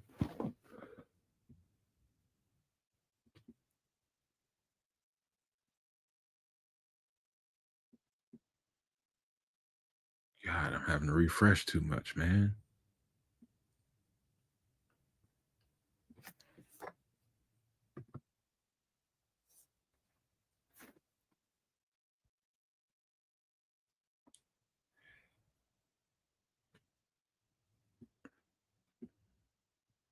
Looking, y'all.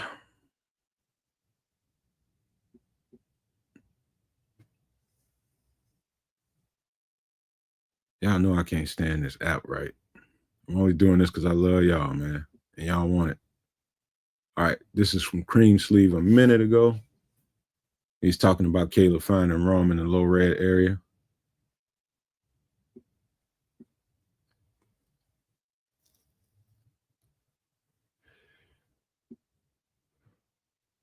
I would say it's hard for me to say that the offense is sharp when they go down in the red zone and they struggle in one series, and then the next series they connect and get a touchdown with Rome. That's I need to see them get points down there, man.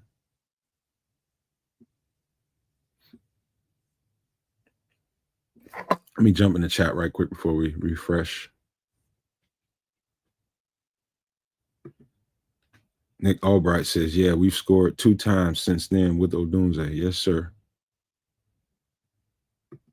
I got you. I'm gonna go back and check out Courtney and Hope. Cream Sleeve. I just read Cream Sleeve.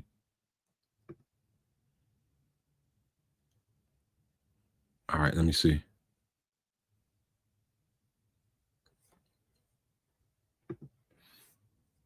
Let me see what Courtney talking about.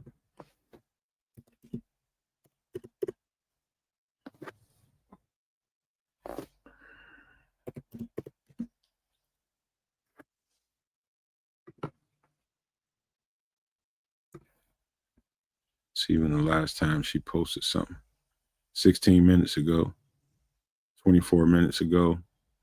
Yeah, we up to date with Courtney. She's in there. All right, let me jump back out.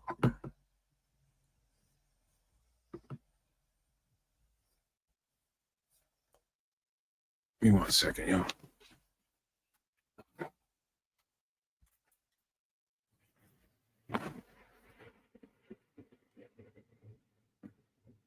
Two minutes ago from Braggs. Bears first team offense responds in the red zone on 11 on 11s, back-to-back touchdowns from Caleb to Rome. First TE was a beauty. Rome comes across the back of the end zone from the right and comes wide open as the protection was perfect. Braxton in at left tackle. Circle that. Let's see. Second touchdown was quick out to the left. Rome rolls in for a confirmed TD. That was Braggs, by the way, in case I didn't mention that.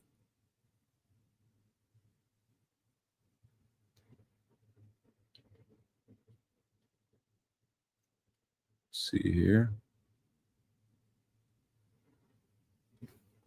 Refresh this thing again.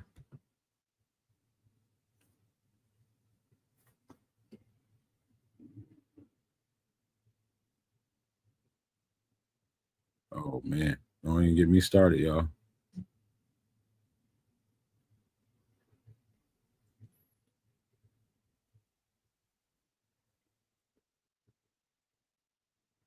Hey, y'all, give me 1 second. Sounds like somebody's at my door. Give me a second. I'll be right back. Give me like a few seconds.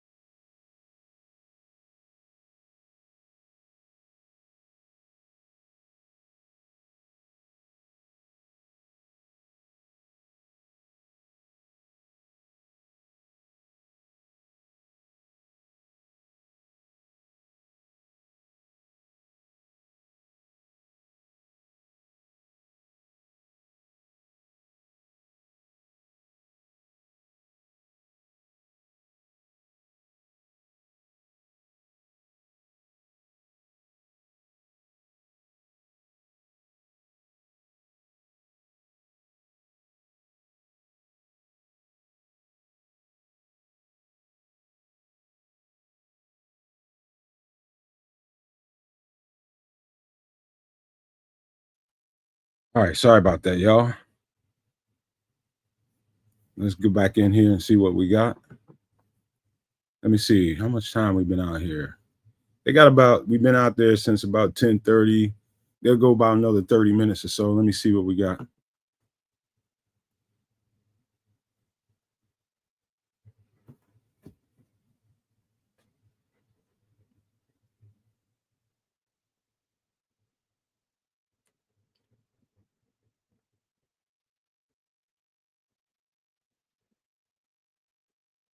Let's see.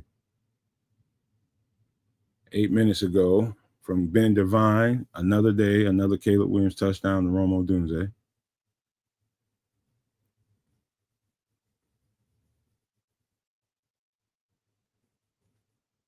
Let me refresh again.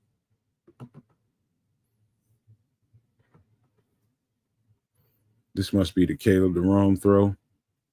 9 minutes ago. Let me open that up. See that again.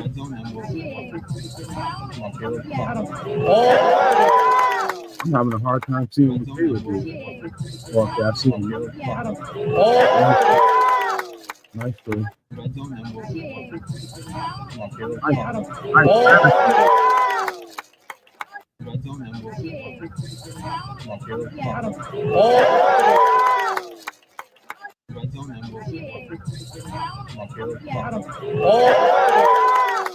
That looked like Kieran Amagaji in there, but that might be Braxton Jones at left tackle. Nice pocket, nice firm pocket. He was comfortable back there.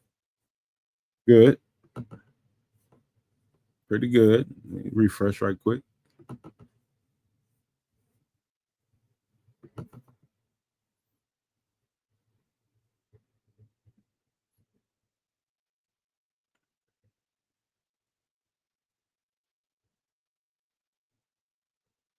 Let me jump in the chat, see what you guys are talking about. Yeah, that's Braxton. I think so too. Let me see.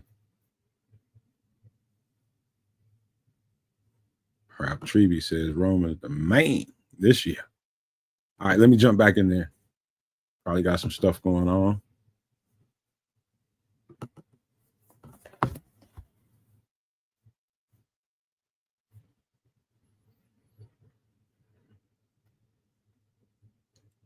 Two minutes ago from Braggs. He says the second team offense had good success in red zone 11 on 11s.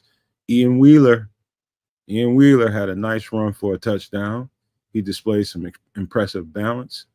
Tyson Bagent rolled out to the tight end, Stephen Carlson for a TD. Another nice tight window throw at the goal line to Devin Duvernay. Love it. It definitely sounds like the Bears are outperforming the Bills out here, and this is a good challenge for them. Definitely sounds that way. Wonder what the Bills reporters are saying. I got that one guy in my timeline. I don't know. Let's see what he says when I run across his stuff again.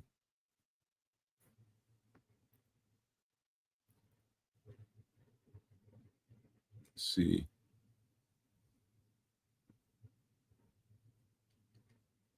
This is from 52 minutes ago. I think we heard about Nashawn Wright picking up Josh Allen.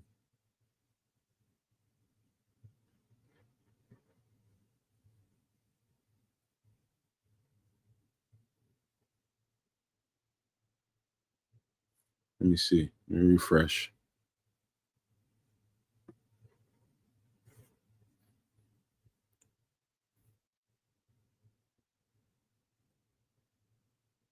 Let's see here.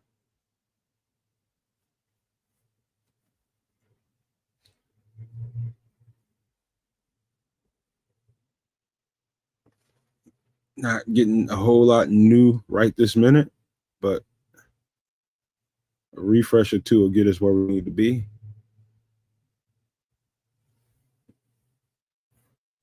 Let's see.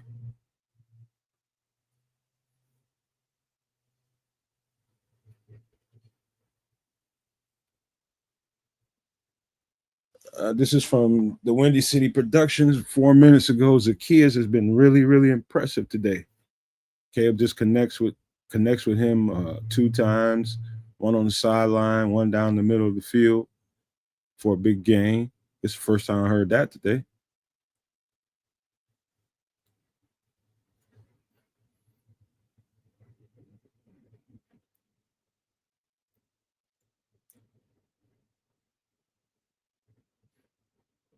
All right, time for another refresh.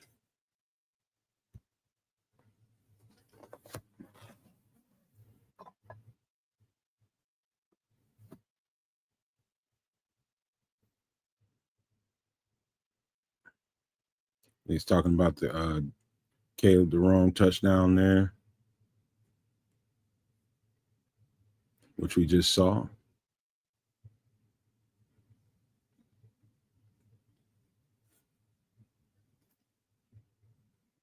All right, time to refresh again.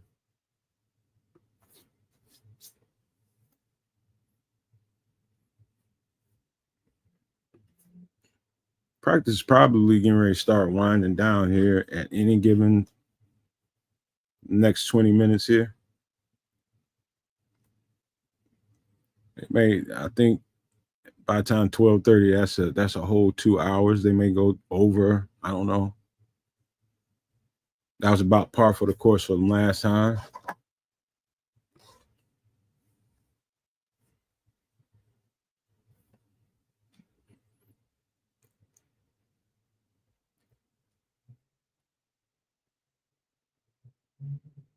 From Cream Sleeve, insignificant, but he says 12 minutes ago, Mitch has looked good so far. Probably better than he did ever in a Bears jersey. 19 minutes ago from Braggs, a false start from Jonah Jackson in the red zone, 11 on 11s. This is old, but yeah, he posted it anyway. Bills defender points at his helmet to the refs.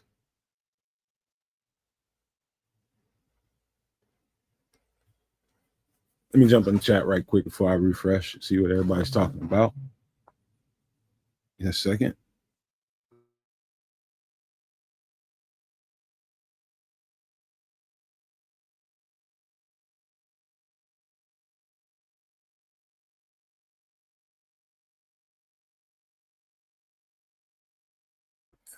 Okay, Minister Charles says he mentioned Ozzy a while ago. You probably did, Minister Charles. I'm just in this space right here, and then in and out from here to Twitter, so I probably just didn't see it. But shout out to you for that, man. Mr. Trubisky going crazy, going insane. Jess Wade says he heard it'll go to 12:45. Yeah, okay. I mean, we got about 45 minutes then.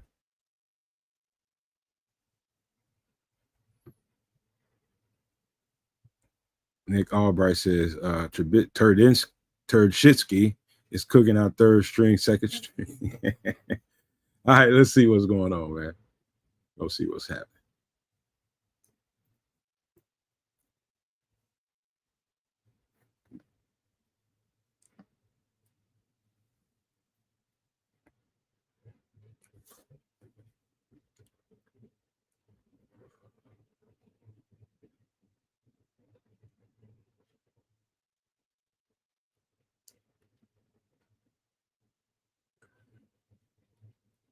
Let's see. 1 minute ago. This is from Sean Hammond. Bears starting offense couldn't finish off with a touchdown in the 2-minute drill. The Bills got a quick sack on third down in the red zone with the clock running. Caleb Williams got the Bears organized to quickly run a play.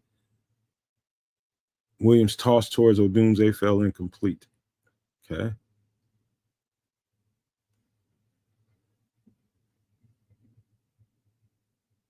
So we still got a little ways to go, man. We got Jess Wade said we might be going to about 12:45, so we got a little time here. Keep refreshing.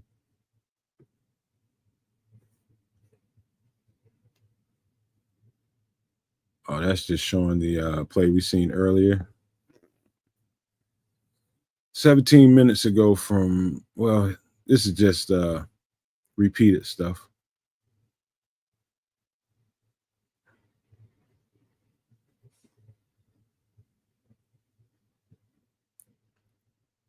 1 minute ago. This is from 1 minute ago. Alex Shapiro posts, Joey Bosa gave Caleb Williams a little shove at the end of the play in the 2-minute drill. Not a huge response from the Bears after the play.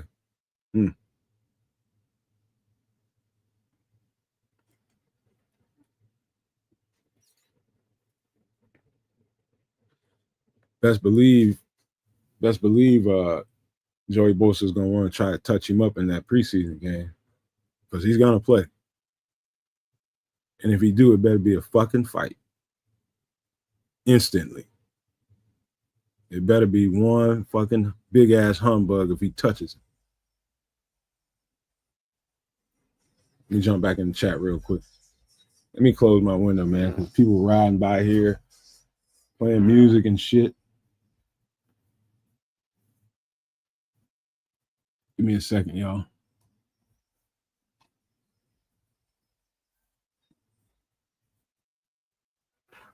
Park right outside my man cave, too.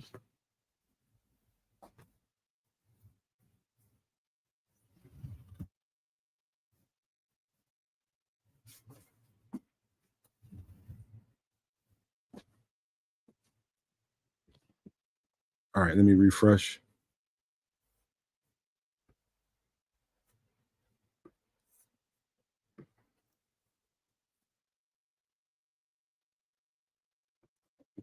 Everybody's posting that touchdown to Rome all over social media. 1 minute ago from Braggs. This is 1 minute ago. He says the Bears' first team offense in a 2-minute drill and 11 on 11s. Some ups and downs. Started strong, really nice tight window throw and catch to Komet. Nice quick out to OZ as Caleb kept his eyes left and threw the ball right on the side boundaries. False start by Darnell. Right. Sets them back to 1st and 15.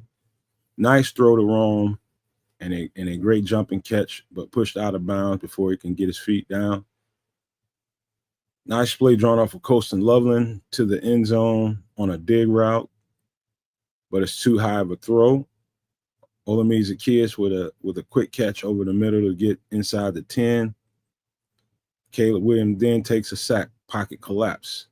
Final play as the Bears rush to get off a play is a heave jump ball to odunze. He almost came down with it, but it was knocked down. Nice start, ugly finish. Bills players let the fans know. See, that's what, the ups and downs, man. The ups and downs, ebbs and flows.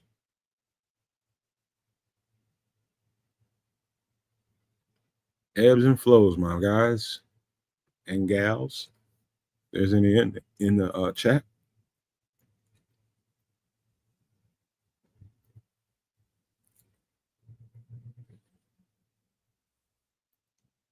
Let's see here.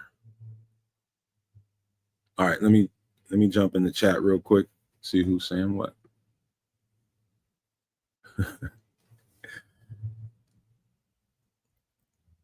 Michael Averhart says Jenkins would have handled that business for Bosa. From Bosa, hell yeah, he would have. Hell yeah, he would have. Somebody got to step up.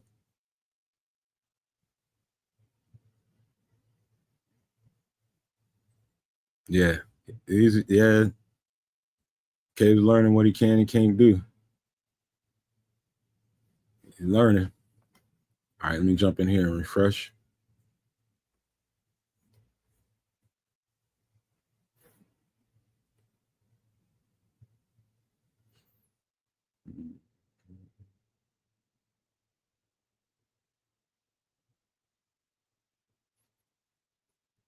See. Slow news coming out right now. It could be another little break, water break. I'll refresh again.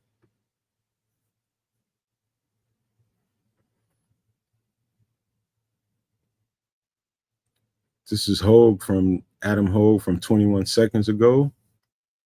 Promising 2-minute drill fizzles out after false start in the 11 and at the 11-yard line. Caleb three straight completions to get the Bears down there, but the last 3 throws fell incomplete. Bills Christian Benford broke up 2 of those passes, including a 4th down prayer. Ebbs and flows, my people. Ebbs and flows.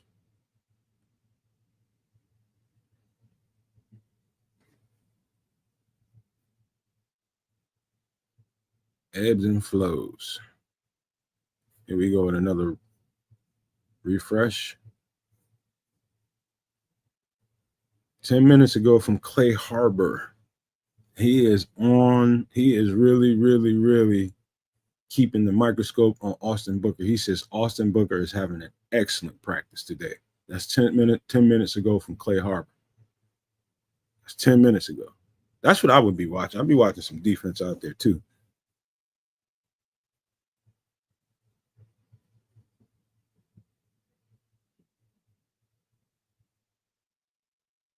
Let me see.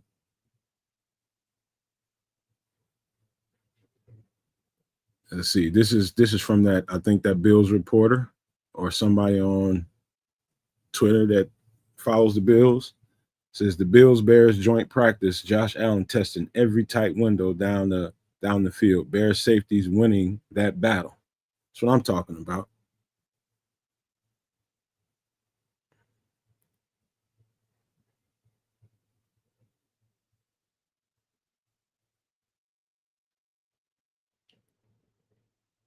All right, time for another refresh.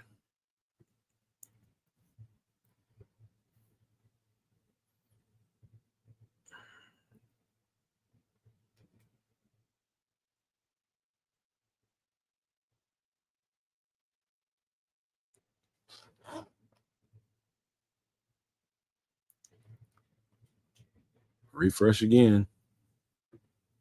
Nothing here. I'll jump back in the chat right quick if nothing's there.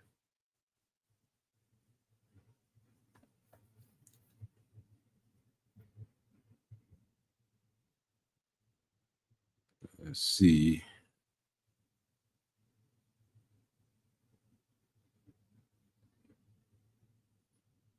Let me see what Courtney Cronin is talking about.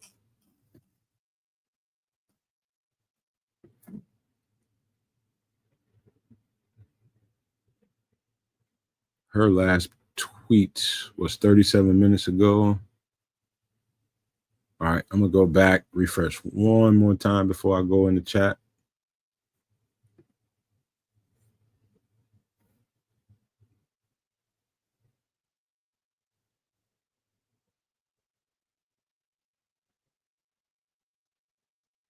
Let's see.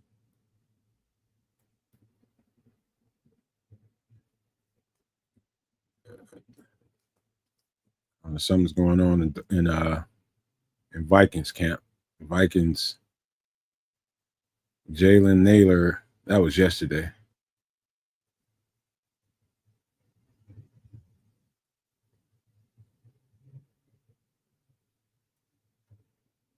All right, I'm coming into the chat. Let's see. I haven't heard DJ mention much myself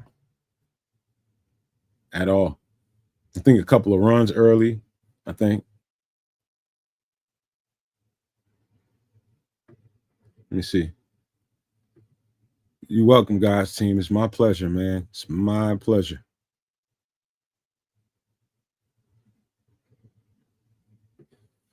I'm gonna go to I'm gonna go back in there right now, you guys. I'm gonna go look at Biggs, Zach Pearson, and see what they're talking about.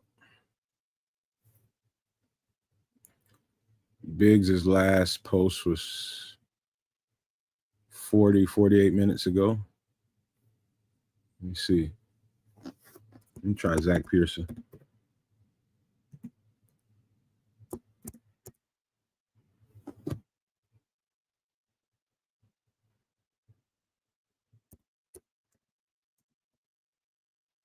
If I can find the right Zach Pearson. I don't know.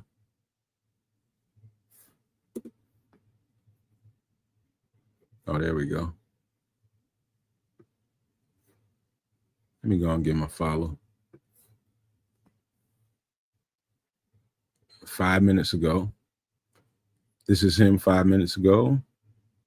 Pretty balanced practice so far on both sides, leading to red zone 2-minute drill. Bills won the red zone on offense and defense. Bears were able to find the end zone on one series there. 2-minute belonged to Buffalo. Bears second team, this is from 18 minutes ago. Bears second team D gets a forced fumble. Alec Cook picked it up and returned it. This is from 19 minutes ago. Keon Coleman, I should have been following Zach. He's been putting out pretty good stuff, detailed stuff. Keon Coleman with a nasty route. He beat Nashawn Wright, and Josh Allen hit him in stride for the TD. 20 minutes ago, Tyreek Stevenson out of the 2-minute drill. Looks like he was tussling with a receiver. It was broken up pretty quickly.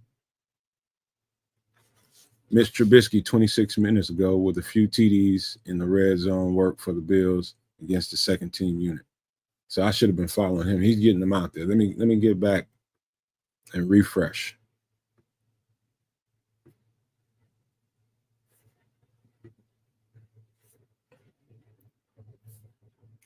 Let's see here.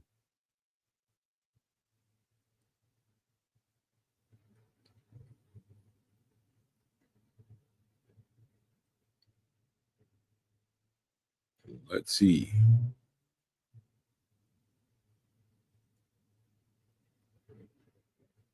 I don't know why the hell the Viking shit is getting all through my algorithm. JJ McCarthy must be having a good day out there. Best thing I can say.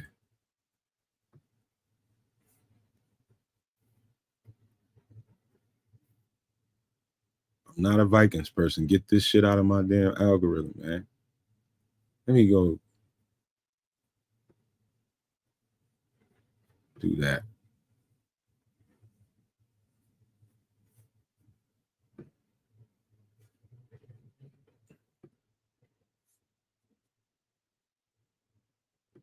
Let's see.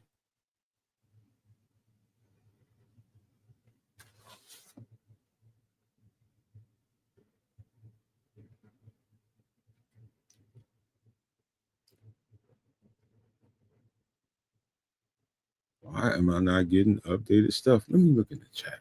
See who's saying what. Yeah, we got to get better in the red zone, man. That's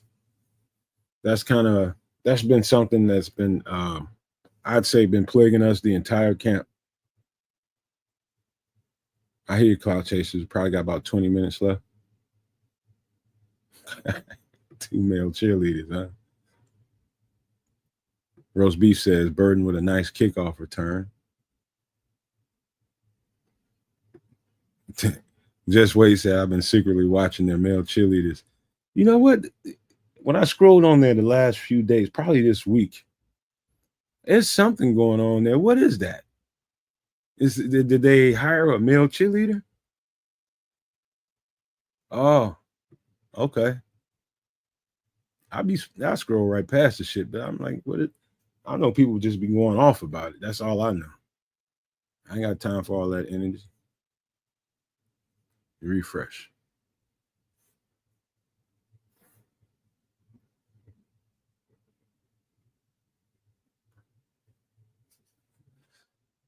All right. It's the goddamn Vikings, man.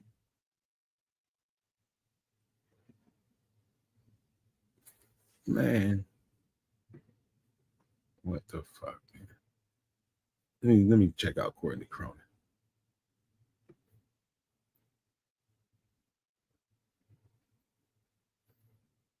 She hasn't tweeted out anything in a while. Let me check Bragg's out.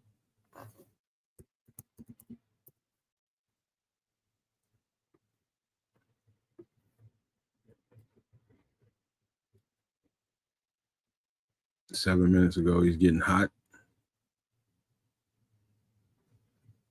I think we seen that latest tweet.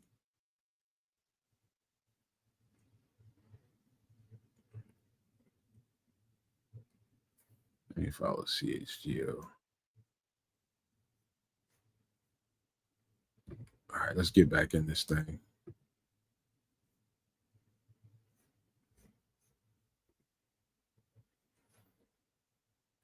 I would imagine practice is probably starting to wind down a little bit.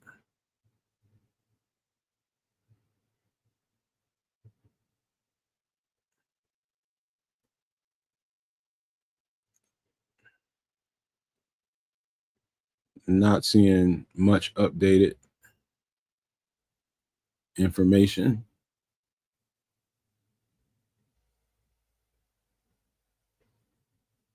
Not seeing it. Let me give it another refresh.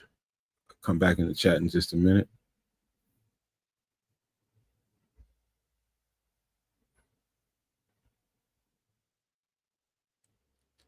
This is from 21 minutes ago from Patrick Norton.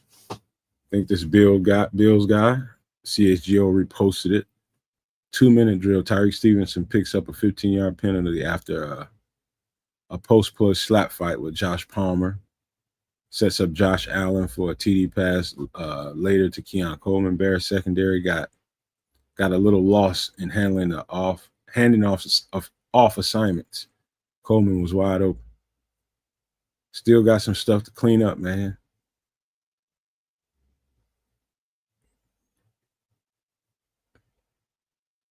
I know somebody's in the chat talking about Tyreek, I'm sure.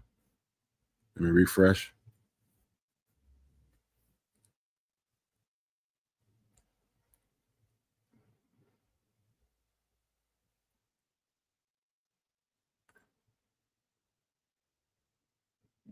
Jump in the chat real quick.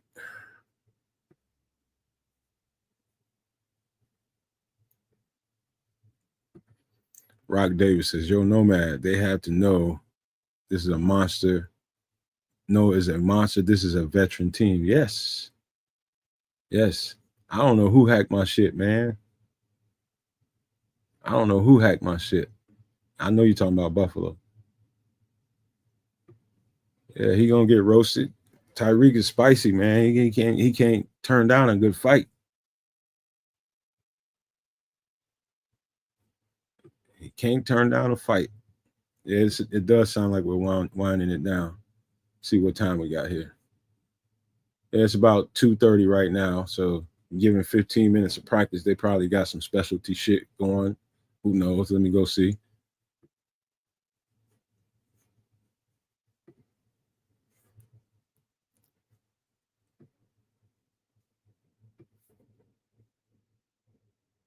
Let's see.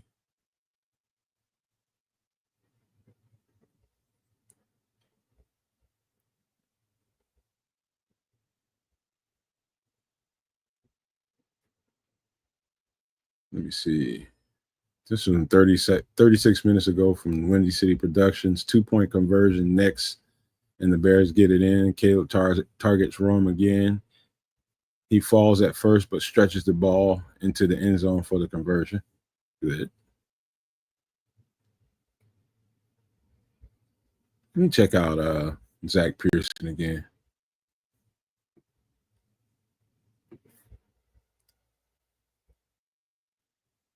I don't think he's posted anything since 14 minutes ago.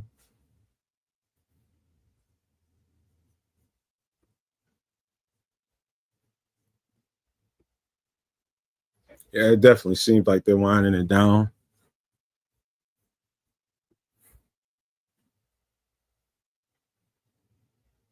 Definitely sounds like it.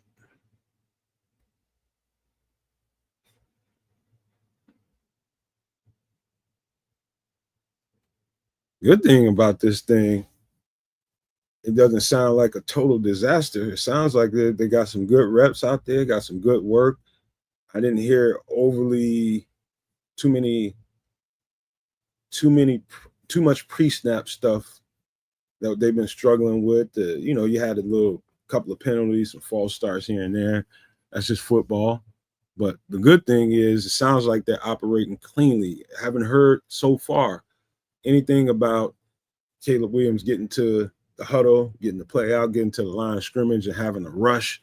That's one of the things that I've just definitely been highlighting and trying to pay attention to as closely as possible. Haven't heard a lot of that. And that's a nice for Caleb Williams with all the verbiage in that offense and all the retention necessary. It sounds like a nice size jump. So be looking forward to seeing if they'll carry that on into the preseason game. And it's really, really clean for, I imagine you're going to probably play them quarter and a half, then in 2 quarters, or until they get he starts a sense of good rhythm going on out there, and he can put together some plays together and look really good. Then you pull them. But as of right now, we'll see what happens in this preseason game. I cannot wait. Look at all this Viking shit in here, man. 1 minute ago. This is from Greg Braggs. Theo Benedet getting the majority of the reps at left tackle with the first team by my count. Okay. 79th and Hallis podcast. Caleb had a touchdown to Loveland, but hit by a DB forcing the drop. No, that's old. This is from 2 minutes ago. This is from Gary Ross. Wait a minute. Let me see here. First team, this is from Gary Ross. First team D versus first team Bills O. Allen finds Kincaid wide open on the left. Hand off to Cook for a couple to the right. Short pass to the running back on the left for 20 yards. 15-yard pass to Kincaid with Byard in coverage. Cook to the left for 3 yards. Holding on Grady. I hope that ain't Grady Jarrett, but who knows. 55 seconds ago from Zach Pearson. Final period of 11 on 11. Move the ball drive. Theo Benedet is your first team left tackle. Darnell right at your right.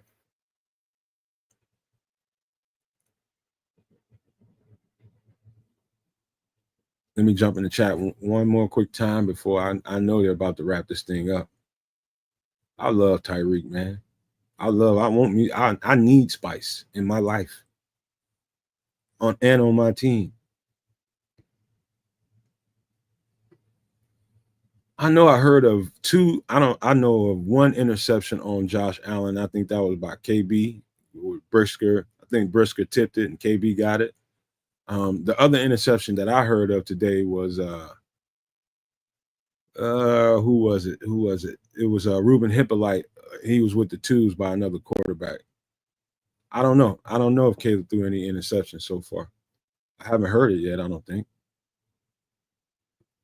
Yep, we do got some good film to look at. Oh yeah, I think Tremaine did get one, but was it on Josh Allen? It probably was. Had to be on Josh Allen. Y'all right, man. I think Maine did get one. Shout out to y'all, man. T-Dub, everybody. Let me jump back in there.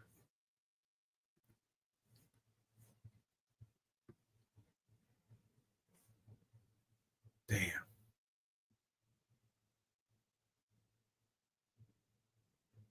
Two minutes ago from Braggs, as soon as I said we seem like we operating pre-snap, well, 2 straight false starts for the offense.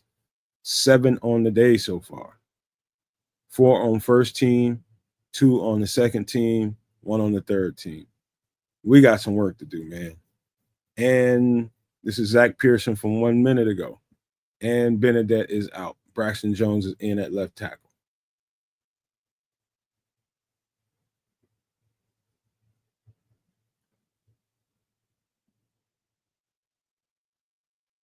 Come on, man. Any time that they're gonna whistle this practice over. Any freaking time.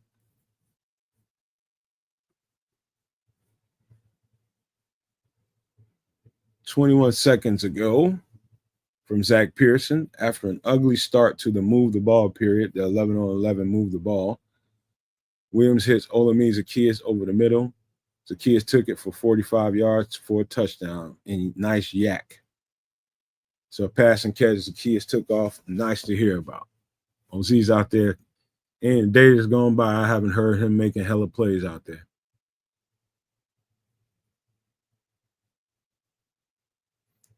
Two plays. This is Zach Pearson 3 minutes ago. First 2 plays of the Bears' first team offense and move the ball period, back-to-back false starts. He says gross.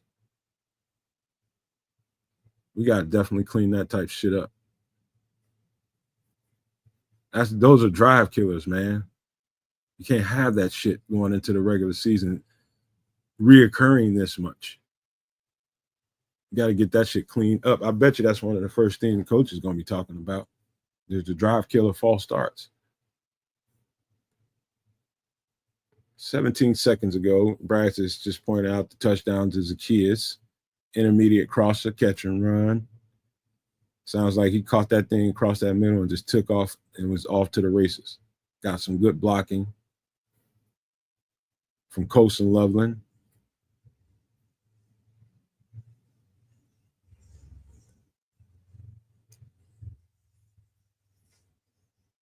Let's see here. Let me jump in the chat real quick. Oh, yeah, he's going to be pissed. Yeah, Nashawn. Did Nashawn get a pick? Yeah, I think I did hear him getting a pick. Yeah, we got to clean that shit up, man. As good as all the stuff sounds, you're hearing about Caleb hitting this person, Caleb hitting that person, and all that good stuff. These procedural penalties destroys drives. You cannot have that. Dude, that shit's got to get cleaned up. Yeah, Theo probably was the culprit on the false starts. And get his ass up out of there and put Braxton in. Ben's gonna be pissed about every coach get pissed about procedural stuff, man. When you're trying to move the ball and you're shooting yourself in your own foot, yeah, you're gonna be pissed. All right, let me jump back in there.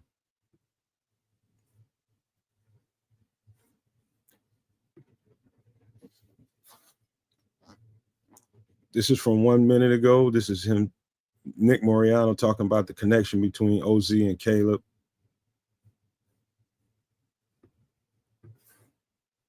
It's a big play, obviously. 1 minute ago.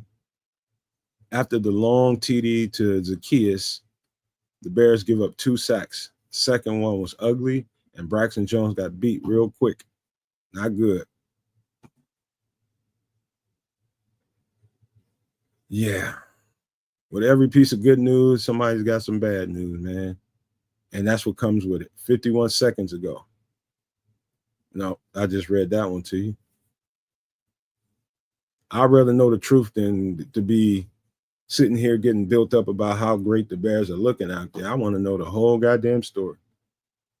So we can know what we're talking about when we're doing these podcasts. I want to know about it all. Give me the good, bad, and the ugly. Let me jump in the chat real quick.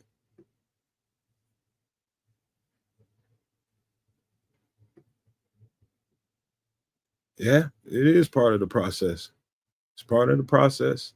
But, at a certain point in camp, that stuff got to start getting clean. That stuff's got to get real, real clean if you're going to be a high function, if you're going to be able to function as an offense. Let me see. He said they pulled the eagle for false starts. Yeah, we got to clean that shit up, man. The team is going to already do enough damage to you. You can't be shooting yourself in the foot. It's got to be cleaner than this. Let me jump back in here.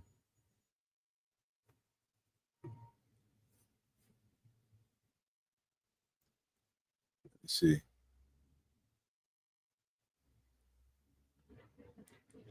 "44 seconds ago. This is from Braggs. Theo Benedet was in with the first team for a touchdown to Zacchaeus in 11 on 11s. First team offense stays out there for another series, and on the first play, Braxton was driven backwards, which leads to a sack on Caleb Williams. Let me see.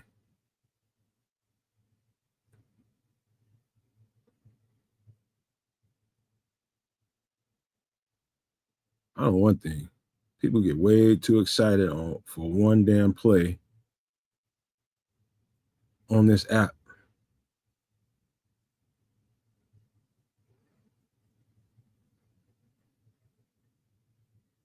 All right, let me refresh.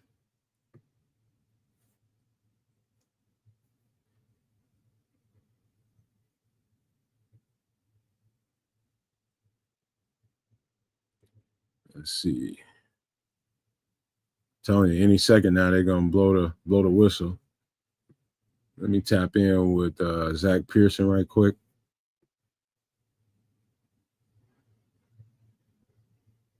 He's talking about the procedural stuff.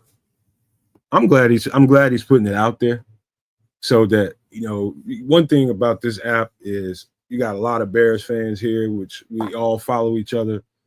And you know, sometimes depending on who that person is, like if they go out to a practice or whatever, they'll tweet out just the highlights of the Bears good stuff. And sometimes not even, there's a lot of people out here that don't know what the fuck they're looking at in the first place. Number one. Number two is, you know, they're there to see the highlights, the big throws, the big runs, and all that kind of stuff, the big interceptions, and they're not paying attention to the little nuanced stuff. And so that's why when I talk about, I want to hear everything. I want to hear it all. So I'm waiting on. Matter of fact, let me look at Clay Harbor because he's been looking at some different stuff out here. I want to see the whole picture. I want to see the whole damn picture, and little things that people aren't paying a whole lot of attention to. I want to hear about. Last time he said something was 36 minutes ago about how good Austin Booker is looking. Hour ago, he says Tyson Bagent with two nice throws of burden with team two. He says Dominic Robinson getting some time with the ones, not having the same success he had last Sunday. See, stuff like that. Stuff like that. That's exactly what I'm talking about. Let me make sure I follow Clay. I'm on my ghost account, y'all. I'm not on my regular Nomad Network account. This is like my little ghost account when I don't want to be bothered. I get on here. All right, let me get out of there. See if we got some updates here. Let me run to the chat right quick.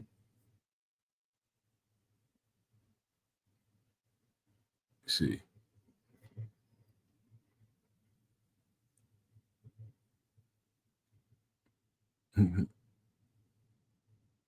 All right, let me jump back in here.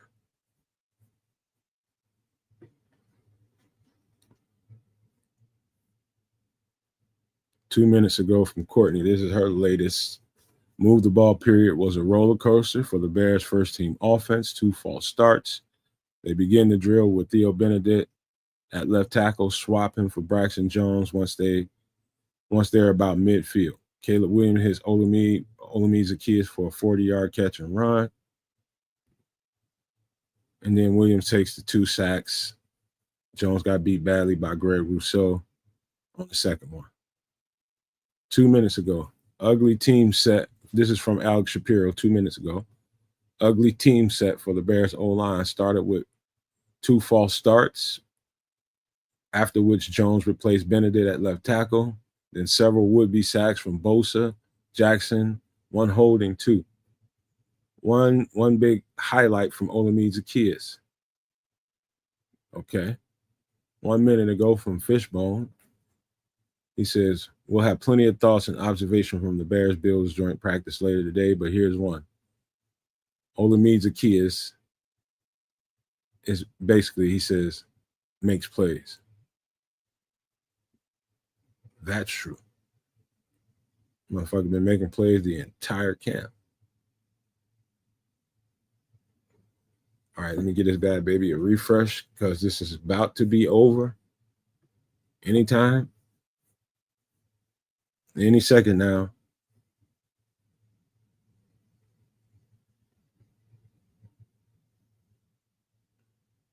Let's see.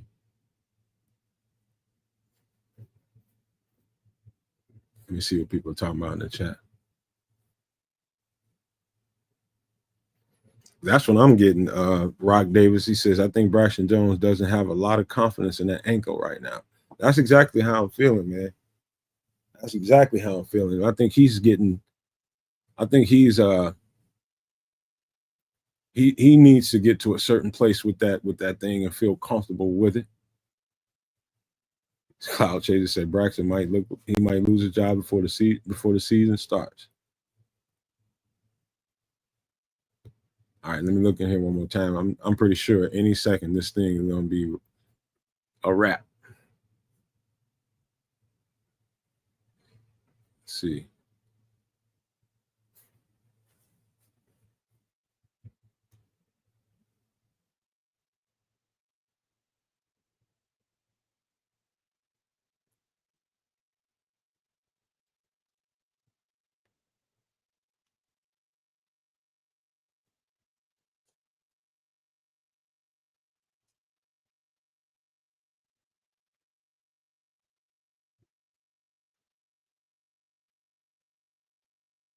Oh, this must be what y'all talking about. If teams are facing backlashes, the following 12 franchises prepare to add male cheerleaders. So fucking what? Somebody want to look at them? Let me see.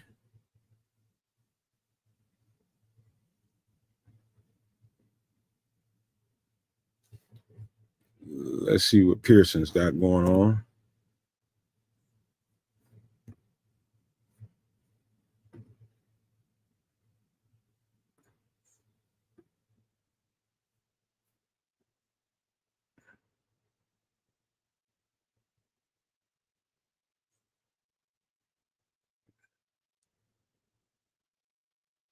Damn. These motherfuckers talking about the left tackles. They're going to be talking shit.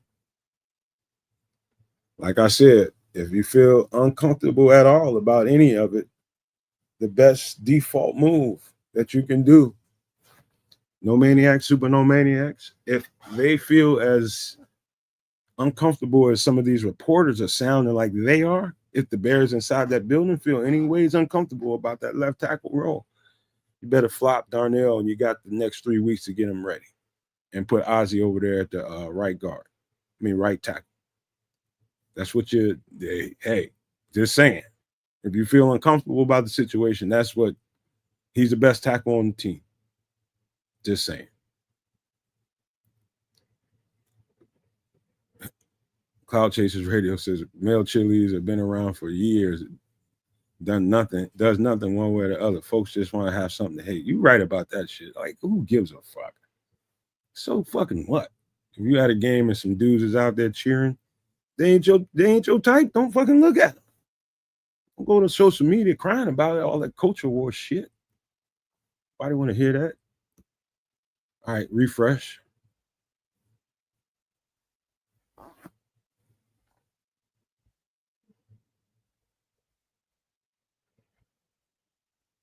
Let's see. Trust me when I tell you, the podcasters and talking heads, the reporters, they about to go shit on the Bears about the offensive line. Trust me when I tell you. They're gonna take it so far out of context, you ain't gonna believe it.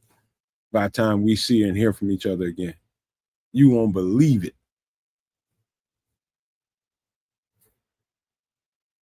Couple, 2, 3 bad reps by some guys, and you're gonna think the fucking world is falling.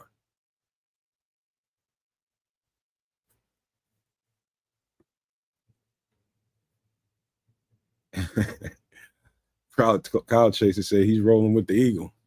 Put him out there and see what he can do.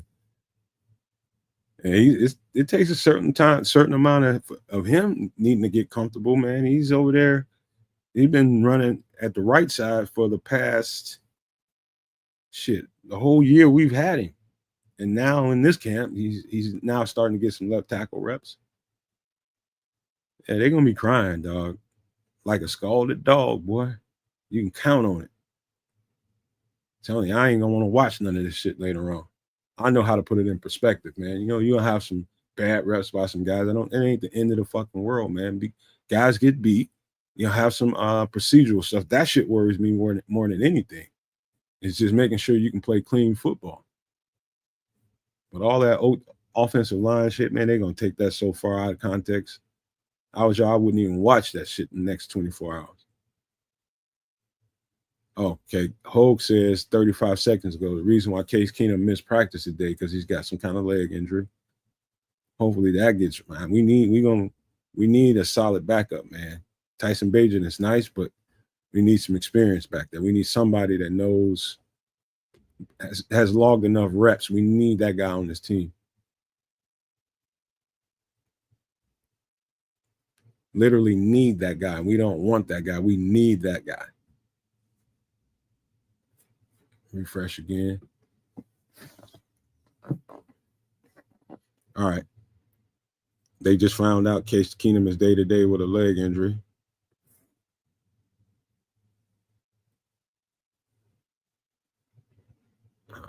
Where are they getting all that information? It must have. don't know. The Bears must have released something.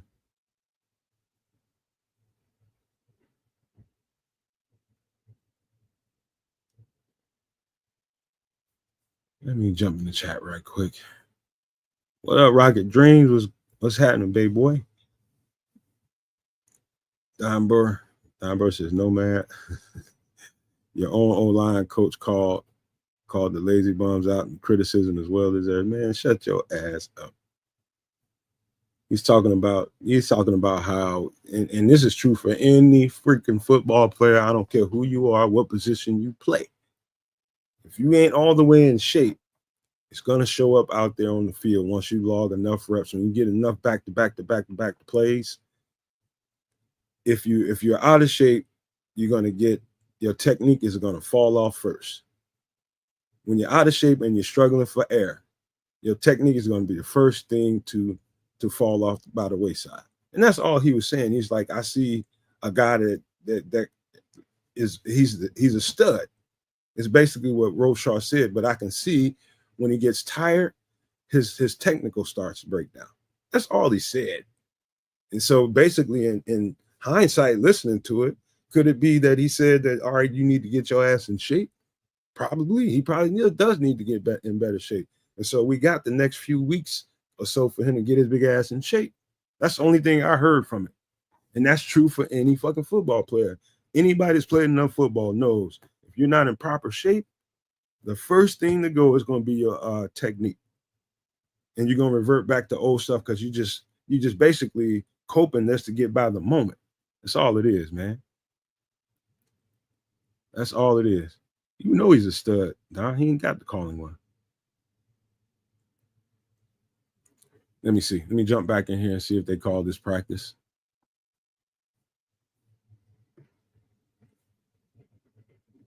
And shut up, Pat the Desire. I'm talking about.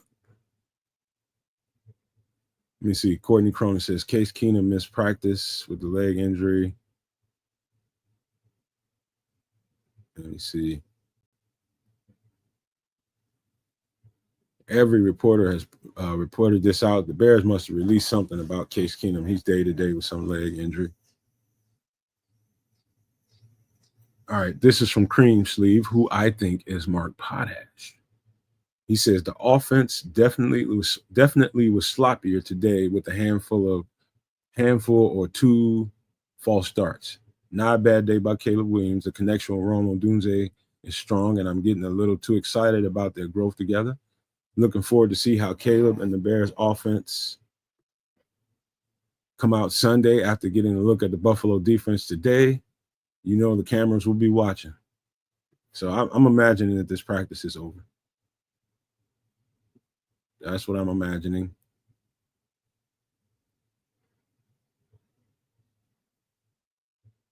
Let me see.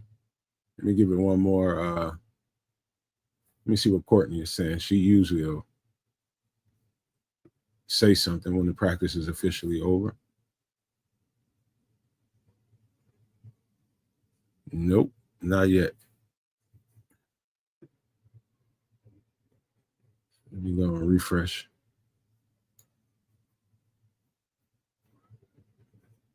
Everybody's reporting about freaking Keenum.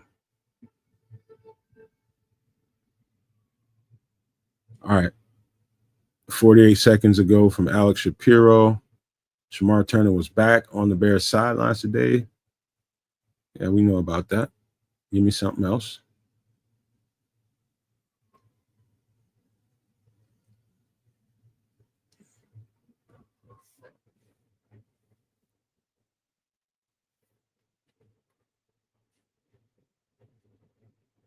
Let's see here.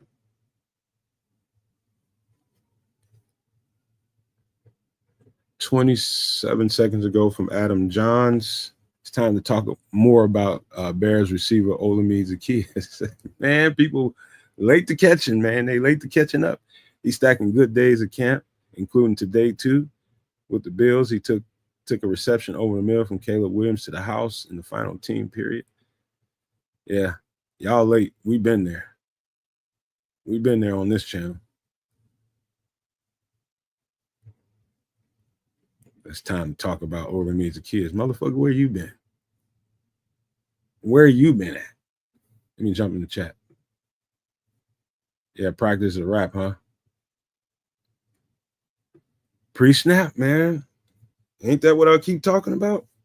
Pre-snap. Cornell Bryan says Caleb had an amazing day.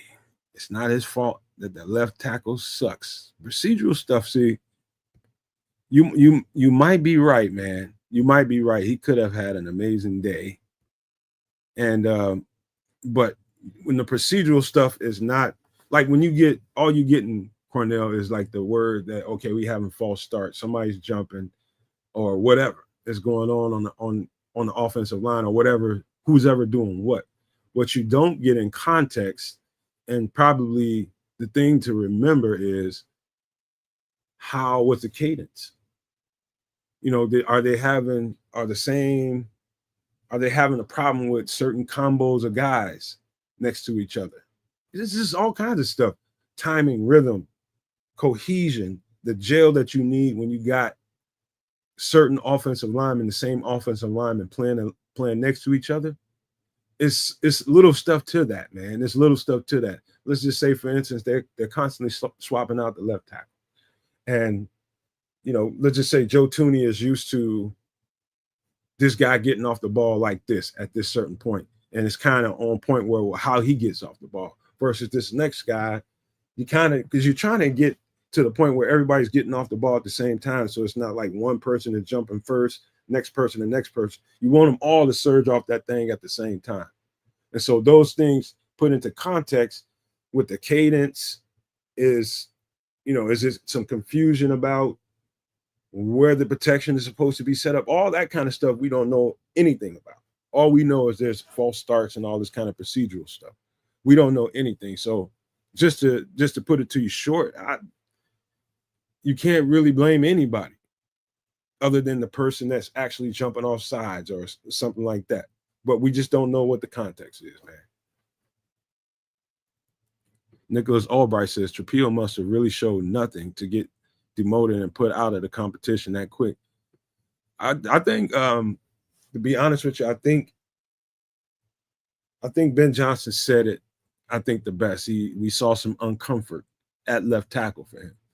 Now, what he meant by that in short is, okay, we think he probably can play left tackle, but right now he's uncomfortable playing it and we're running out of time. I think that's the best thing to take away from that is we're going to probably continue to work with him over there on that side. But right now, just for the sake of time, and we got to hurry up and get ready for the season, we need to go and put him somewhere where he's comfortable, where he can flow. And let's open up this door to something else. That's to me what I thought I heard. Yeah, he did get a lot of the reps at left tackle. Yes. Travis Hunter got hurt. Oh no, I hate to hear that. That dude might revolutionize the game, man. I don't want to hear about him getting hurt. He's a game changer, man. All right, let me look over here one more time before I get up out of here. Man, we've been here almost 3 hours. That's wild. Let me see.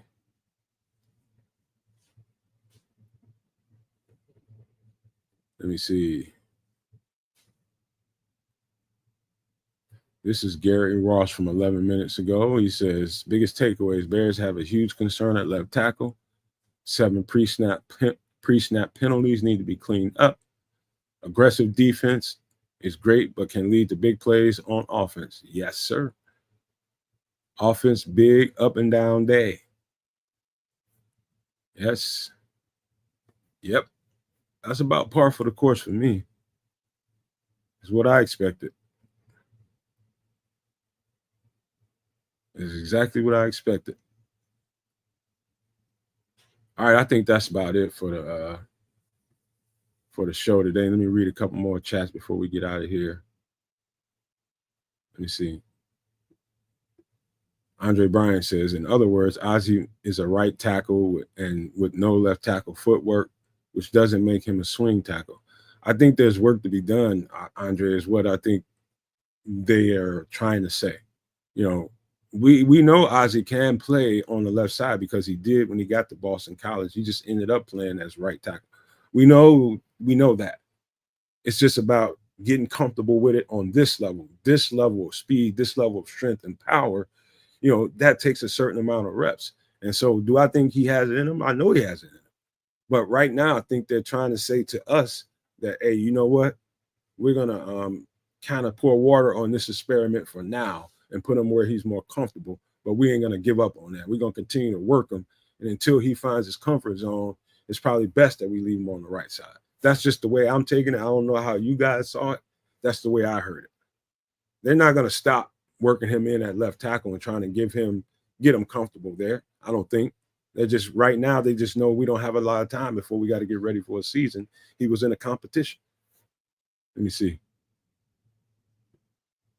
Joe Lavia says that if they're constantly having this many pre-snap penalty, fire their asses and put the best option in to get the damn playoff. And yeah, it is all my opinion, man. Oh, okay. He said we should have got Ariante Ursary, in my opinion. There was several dudes. Well, Kids was one of them in particular. He really liked Ariante Ursary. I know Samo liked them. A couple other guys on here. I'm just like, I don't know, man. I think he's a little too big and slow of foot, but I heard he's doing very well so far. All right, man. So that's it, man. That's it for the show today, man. I want to thank everybody for being here. And it was fun, man. Hold on.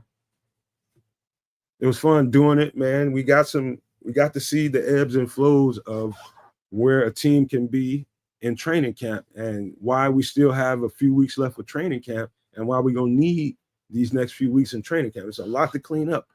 But to me, if you want to get my overall take from what I seen, what I heard was, okay, I think we're in a decent place, especially on the offensive side of the ball. I think we're in a decent place. The biggest thing that I was looking for again was making sure that Caleb Williams was getting that call and getting to that huddle on time, getting them to the line of scrimmage on time. I still haven't heard a lot of at all. I haven't heard any, okay, he's slow getting in and out of the huddle. I haven't heard that whatsoever. We kept hearing that early on. So that's a big, huge jump for him. And so that's good. Getting to the line of scrimmage, the pre-snap procedural stuff. There's some kinks to be rubbed out clearly. Kinks to be rubbed out. And so they're going to need these next 3 weeks of getting it together. And so that you got, just the stuff with the offense and everybody knowing what they're supposed to be doing. It's new to everybody. And so everybody's going to be a little off kilter at one time or another. The offensive linemen, this whole thing about the left tackle, it's going to resolve itself. I wonder what they're going to do when they look at this on film. If they start feeling panicky like the reporters are and the podcasters are on Twitter, then they might do something crazy, like switch Darnell Wright to the left side and leave Ozzie on the right. Who knows? I ain't going to say it's crazy, but, if they get as uncomfortable as these reporters sounded like they are watching this stuff, then there's something else they need to do, and that might be to put Darnell Wright on the left side. You got 3 weeks to get them together. Possibly, I don't know, but we'll see how they sort this thing out. Also, on the defensive side of the ball, it's exactly what I thought it was going to be. They're challenged by a Super Bowl contender, is what they are. That defense is aggressive, it's fast, and it sounded like they won most of the time. But at the same time, that aggressiveness with a veteran quarterback that knows what to do with the ball will burn your ass. And that's what it sounded like happened out there a couple of times a day. And that's par for the course for me. With that aggression comes hits and misses. You're going to get there, you're going to make the offense look terrible at times, and then they're going to burn the dog shit out of you because you're so aggressive. And so, to me, it's par for the course as far as the defense goes. But I thought I heard way more better than I heard bad, for one. But that's the totality of what I've seen today. We will be back here. I'll probably do, I don't know if they're off tomorrow or they're practicing. More than likely, they're going to be off. I'll if they're on, if they do a practice, post this joint practice, I'll probably do a Feed the Bears and we'll talk about it. I'll try to get on as they're in practice, and we'll see if we can get a blow by blow of that practice. If not, then the next time you'll definitely see us for sure will be on Sunday on Nomad at Night, man. But I got a feeling you'll see me in between now and then, or hear me in between now and then. We're gonna have some podcasts and some stuff going on. Appreciate you guys for being here. This was fun. Hey man, thank you guys for being here once again, and y'all have a good rest of your day. But I gotta leave you guys with these famous words. If you can think it and you can see it, there's no reason in the world why you cannot absolutely manifest it. Do not, and I repeat, do not be a prisoner of your own mind. But with that being said, I am out.